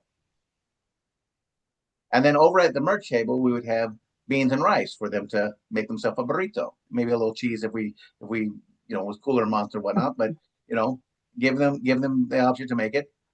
And we learned early on that, or knew at least, that it was important to do it only outdoors, because some of those were going to be coming back at the stage.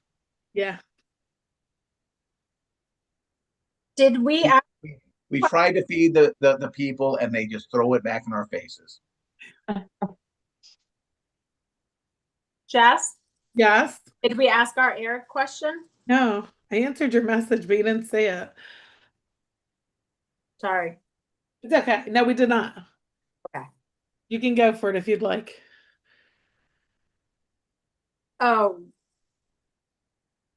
Yeah. So our friend Eric loved to hear about a memorable moment at a concert, but preferably and specifically a traumatizing one. Do you have any to share?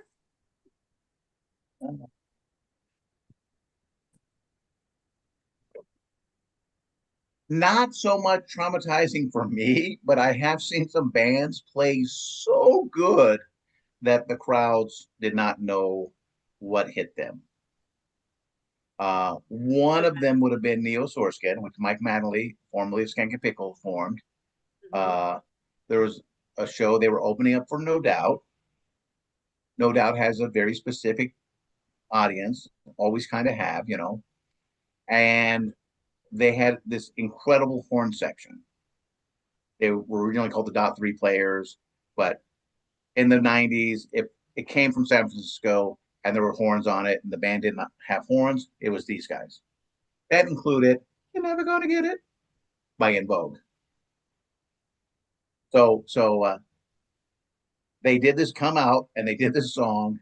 I only heard it once, and I don't know how to describe it, but it was like a spokes on a bicycle going round and around. And every time that little clatter thing would hit again, just imagine that, the little card on your thing,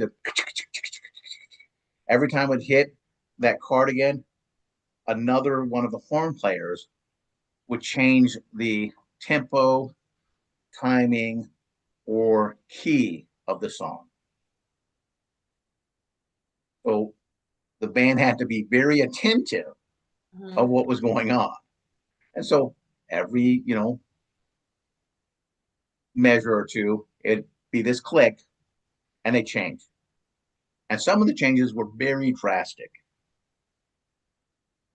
So most people watching just had no idea what they were saying. I still don't really know what I was saying, but I was amazed. I was just like, this is one of the most incredible performances I've ever seen, because it does but doesn't make sense. The other, same club actually, different tour, the Ska Against Racism tour, Les and Jake headline, Toasters, Blue Meanies, MU 330, Kim Murray, Bruce Lee Band featuring MU 330, and then whatever locals were playing. So the Toasters were sandwiched between Blue Meanies and Les and Jake. 80% of the people there were there to see Les and Jake because, they're the biggest band at the time. They were the biggest band on the tour. Toasters, legends. But Blue Meanie were just so tight and on fire. And they were the only band wearing suits. So they're dressed up like rude boys. And they'd come out on stage. Billy Spunk, the singer, would come out wearing a luchador mask. And they would kick into one of their wild cars, Magnavox, Acceleration 5000, whatever. That's just like literally punching these people in the face. But they see them come out initially. Oh, we're going to get something a little bit more trad. And they did not. So it went from all these kids rushing up to finally see a band that is more Let's Go Bowling, Slackers, Ass, whatever, and just having Smash the Magnavox, just going 500 miles an hour. and then you just see the kids slowly backing away. Have no idea what they're watching, don't know it, and it's just so powerful, so good. And I did tell Bucket, I said, how is it playing after the Blue Meanies and before Les and Jake every day? Like you revitalize the American ska scene. I go, Les and Jake is what these kids want to see, and Blue Meanies is just stealing the show every night. And he's like, he goes, as long as there's new kids coming out. I go, I don't know if it keeps up like this, there will be new kids, but I don't know if they. I go, I don't know if they want to see you anymore. I go, I love you guys. I'll come and see you in 6 weeks when you come back around. But I go, this is just nuts, and it was such a power. It was like seeing Mr. Bungle in the early days, just crazy and powerful. So you're talking about great performances. I'm curious, is Supernova the first time you're going to see the Boy Detective? It will be the first time I see the Boy Detective. Yeah, that's quite the performance. You're going to love it. We'll see. I'll be the judge of that. I want to talk to you afterwards. I want to know what you thought. Pardon? Oh, afterwards, yes. Yeah, But yeah, I am very excited to see Blake Rules. Mm-hmm. I'll watch him. He may be good. He may be bad, but it'll be interesting. But I legitimately, I'm excited to see a lot of the friends I've known for years. So like, I know everybody in the Rosenstock band. So, it will be fun to see them again and hang out and whatnot. Always a pleasure to see Chris Murray, Dan Pottis. It's kind of like last year with Les and Jake. Somebody asked me, is Jeff going to? I go, I don't know if he'll do a shout out or not, but I go, I've known the guy since he was a kid. So it'll be fun to see him and catch up. So there's a lot of impossibles. It's been years. So, it'll be fun to see them. And that's part of it. It's like just the experience of there's a fair amount of bands, some of the newer ones that I have, I'm really excited to see the A100s. Oh, me too. I suggested them to Tim, and then mentioned it to John Roy. I think John then told Matt called or got in touch with Tim, and it happened, Right. And I was just like, told them, I go, this band is going to be something, new album coming out, and it's an all-star group. Yeah. Good And stuff. his response is like, what, Matt Hensley? He goes, that guy's a national treasure. I go, yes, he is. Not just in music, but also in skateboarding. And, Right. And I go, legitimately, their songs are really good. So that was one of those, because I think it might end up being their first performance. I don't know. Yeah, maybe. That's the way it looks right now. But DJ goes in the chat. He wants to know what the first what you're gonna start your DJ set with. What's your first song? I don't know. What I have planned to do is I'm bringing a couple records with me, but not a lot, one or two. I could get them. I could get a couple of the ones I'm bringing there, but I have doubles of them, so I'm going to take them and then give them away after I spin them. But I think I'm going to go to Chuck and a couple of the other, Andy Georges, different people there, and buy some 45s from them to play in my set. Nice. So it's like, and then I can use that as a way. Hey, these songs, you can buy these records back there at the tent, Right. or other things. Go check it out. Hmm. And if I buy something there that I already have a copy of, maybe I'll be like, all right, fun, boom, here you go, give it away. Do you know where they're setting the DJs up? Pardon? Do you know where they're setting the DJs up? I think it's going to be right in front of the stage like they did last year. I think. I don't know. I could be wrong. Tim had implied that I might do a couple sets during the day, but I'm just like, whatever. I'll be there. If you need me more than that, I'll be there. If not, I'll do the one set at the beginning and enjoy the show. Will do. So I'm excited to hear some steel pan drumming throughout the day. Oh yeah, he's amazing. And then I'm pretty sure if things are correct. There will be some dub sets out there past the merch tent. So John Roy will do a full dub set with Detroit Rhythm Crew.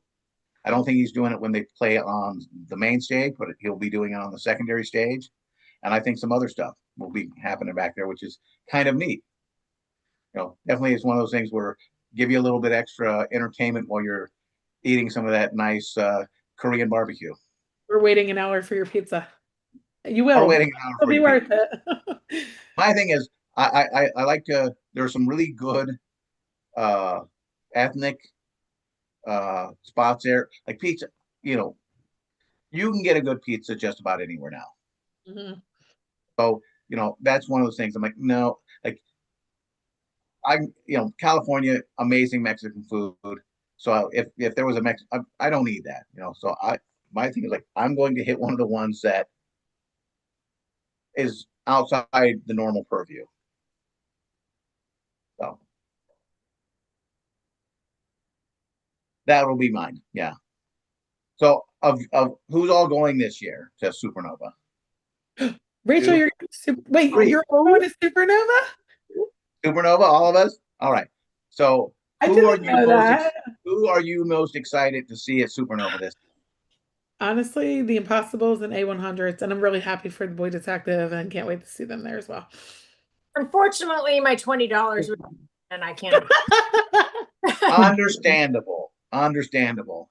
I thought you raised your hand that you were going. You gotta work a few more comedy gigs to make some of that money back. I'll take my 40 the next show and try to sell the dinner. Yeah, this would be my first Supernova, so I would just be happy to be there. I've been dying to go for years, so I'm really hoping it works out. Last year was my first. Oh, that's surprising. Yeah. I took care of my mother for 5.5 years. That's right. So for the most part, it was kind of like I can't go. It wasn't in a way. I was just surprised. Yeah. Yeah, but that makes sense. But there has to be somebody you're excited to see. JJ. I mean, I'm definitely excited. It's all right to say Blake Rules. Well, I was gonna say the Boy Detective, but is it like MC Lars on this? MC Lars is doing a DJ set, and we'll probably do the giant robot song. Yeah. So MC Lars maybe. Oh, and Jackie Mendes, we hosted her at oh my god, I forgot she so amazing. Oh my god, she's so good. And the new album is great. Great. Yeah. I fell in love with her music, so definitely her. I mean, there's nobody I'm not looking forward to seeing, so it's so hard. It's Smashers. Except Mohawk Mike. You're not very much looking forward to seeing him. What? She is. That what says it all. What, me? No, I'm excited to see him. Oh, I'm just losing my voice. It's not. I'm. All right. Well, this one here, Bootsy, I think will become an indoor cat after Supernova. Sweet. So cute. Oh my gosh. My thing is I let him hang out during the day with me and whatnot. He's an indoor outdoor right now. But as I said, my coastal carrier, Carrie, she will feed them in the morning and in the evening outside. But if I have an indoor cat, which I did last year, Buster unfortunately passed away a few months ago. I had to have somebody else come into the house, feed, clean the litter, do all that stuff. So I'm like, all right, Bootsy, you can get trained to become an indoor cat, but we're gonna wait a little bit. I don't want to have to put you outside for a week, and because like I said, especially with the weekender before, so like there will be 3 or 4 days there, I'm gone, and then coming back to Supernova another 4 or 5 days total. So let him have some outside time. He's good friends with Big Red, which is an orange tabby, and Tom Foolery, who is a striped tabby. And then they put up with the Halloween Kitty and Senior Pancakes. And Halloween Kitty and Senior Pancakes, they're buddies. They're actually siblings.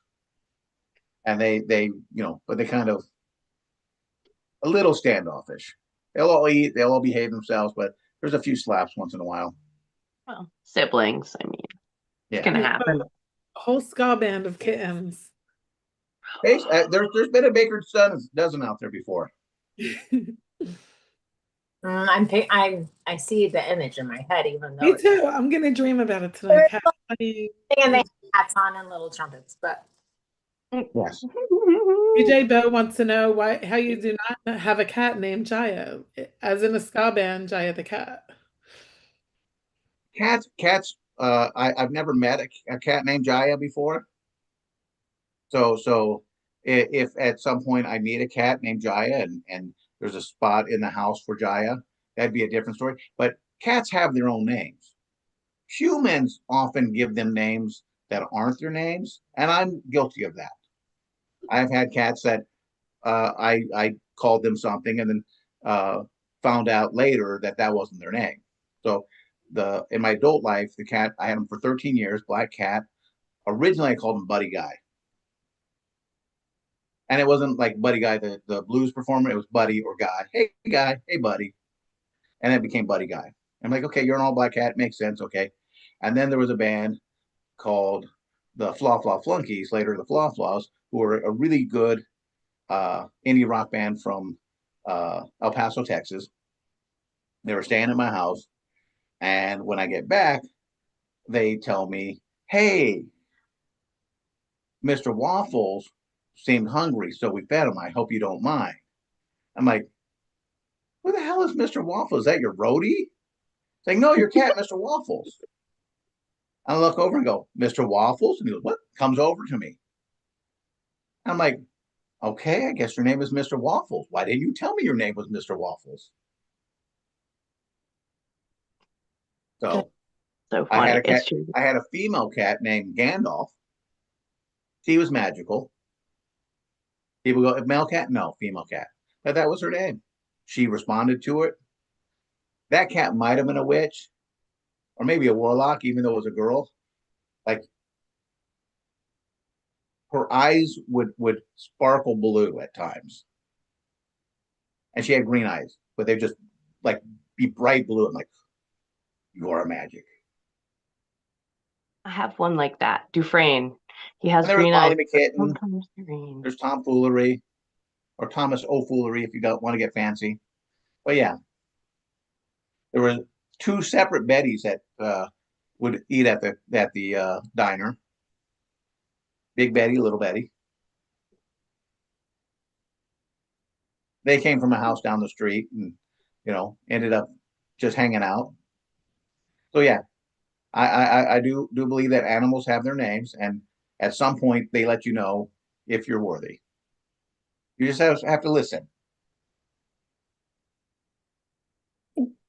Mine just tried to bite me. my Oh dog, no. dog just started. And what do you call your dog? Me? Any of you? What are your pets' names? I have a Walter, an Arnie, and a Scarlet, Okay. and a Derek, and an Annie. How much time do we have? All right, I'll go first. I only have two. I have two black cats. They're sisters, and their names are Sookie and Foles. And do they respond to that often? They do. Okay. I mean, I did get them when they were babies, though. Like they were just born, and I waited till they were ready to So come home. they've just acclimated, or they've just accepted that's their nicknames. Yeah. But yeah, My I cats think have I do names. believe that if you get them and you give them time, they tell you their names, and they're often don't make sense, but it is what it is. I mean, this kitty has little mittens, but he's bootsy. Dennis, how many He's pets do funky. you got? He's a funky kitty. How many cats do I have? I have enough. I could definitely start a ska band and a half at this point. So JJ, you are a cat lady. I'm a cat lady. I have dogs Yeah. too. My dogs are Pickles and Pearl. My Okay. cats, oh my gosh, I got a Dewey, a Ziggy, a Willow, Ezra, Dufresne, Chelsea Dagger, Ryan and Robbie. Who am I forgetting? Oh my Are you just God. making I'm a these names cat up mom. as you go along? I'm not. I'm not. just tired. I always say if you have more cats than people in your house, you're a cat lady. Yeah. Oh yeah. Wrong with that? You have 2 cats? Me, I have 2. Yeah. So you're I'm not not a cat lady. lady. No. There's 3 people in the house, right? Yep. Yeah. That's why I limit to one that is indoor. Oh. So I'm playing the what do you call it? The the hustle. I may have several out front that I feed and take care of, but there's only one house cat. Right. When my mom was Oh. here, we could have gone 2, but she missed her cat from home, and which had passed away beforehand, but she was still, she didn't want a cat for herself. Yeah. I live under like the black hole of catness where they just drop out. They're all strays. I find homes when I can, but a lot of the ones I have are older or were just Or you're too doing Jaws feral. work. You're doing Jaws work. Yeah. Yeah. In my adult life, I've never had a cat from anywhere from just them being a feral or, free range kitten. Yep. Have you ever seen the I Love Cats video on YouTube? The I'm dating not sure. one.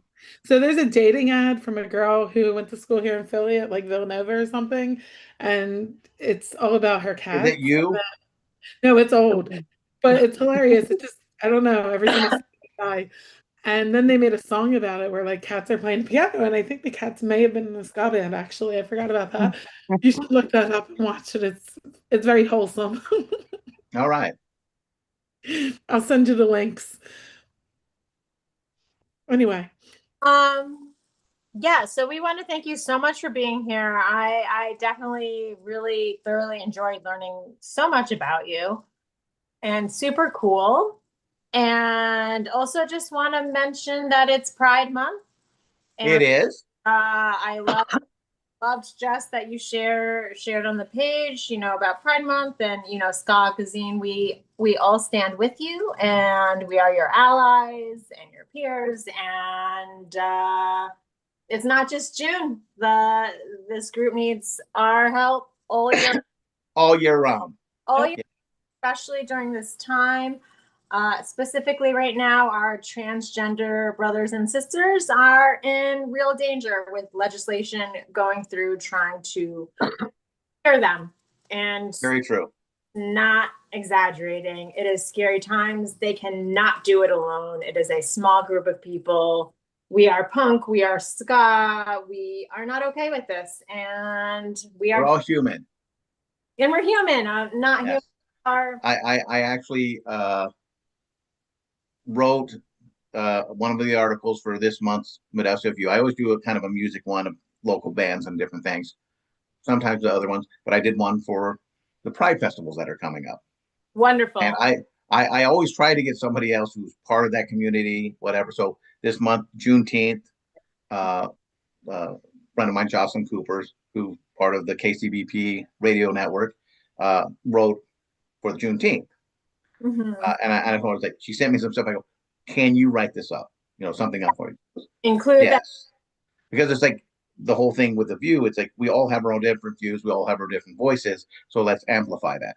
Yes. And unfortunately, a lot of times you have, even in a group that is conjoined and in a positive way, there are diverging views. oh yeah. And so trying to get somebody to write something, they don't want, well, if I do this and I promote this, then since that's being done by this other group, and I'm over in this group over here, I don't want these people to get mad at me because like you're promoting positivity. Yeah, So I ended up taking it upon myself to write about, Pride. And I mentioned, the history of it, went into a little bit more. Here's the different events. One of the great things is this year, for the first time ever in our county, Oakdale, California will have a Pride Festival. Oakdale, California is the cowboy capital of the world.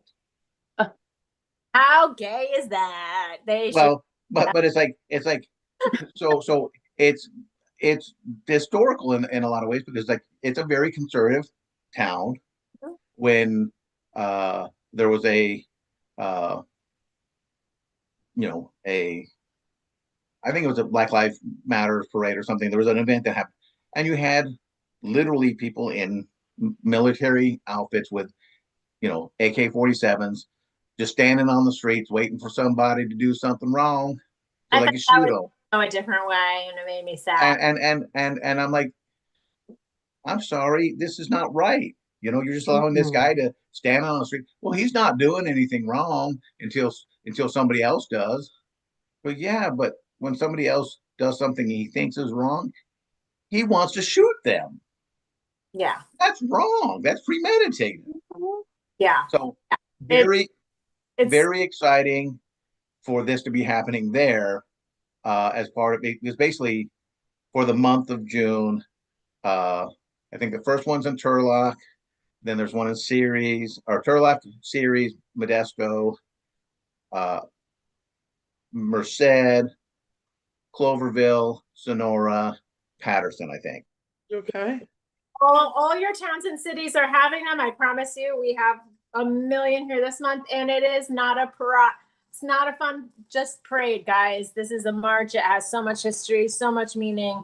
What you can do is ask pronouns, use correct pronouns, use correct names, speak up, even when someone's not at the table with you. Don't let things slide. And that goes across the board with all the discrimination that's going on. And, help, be an ally.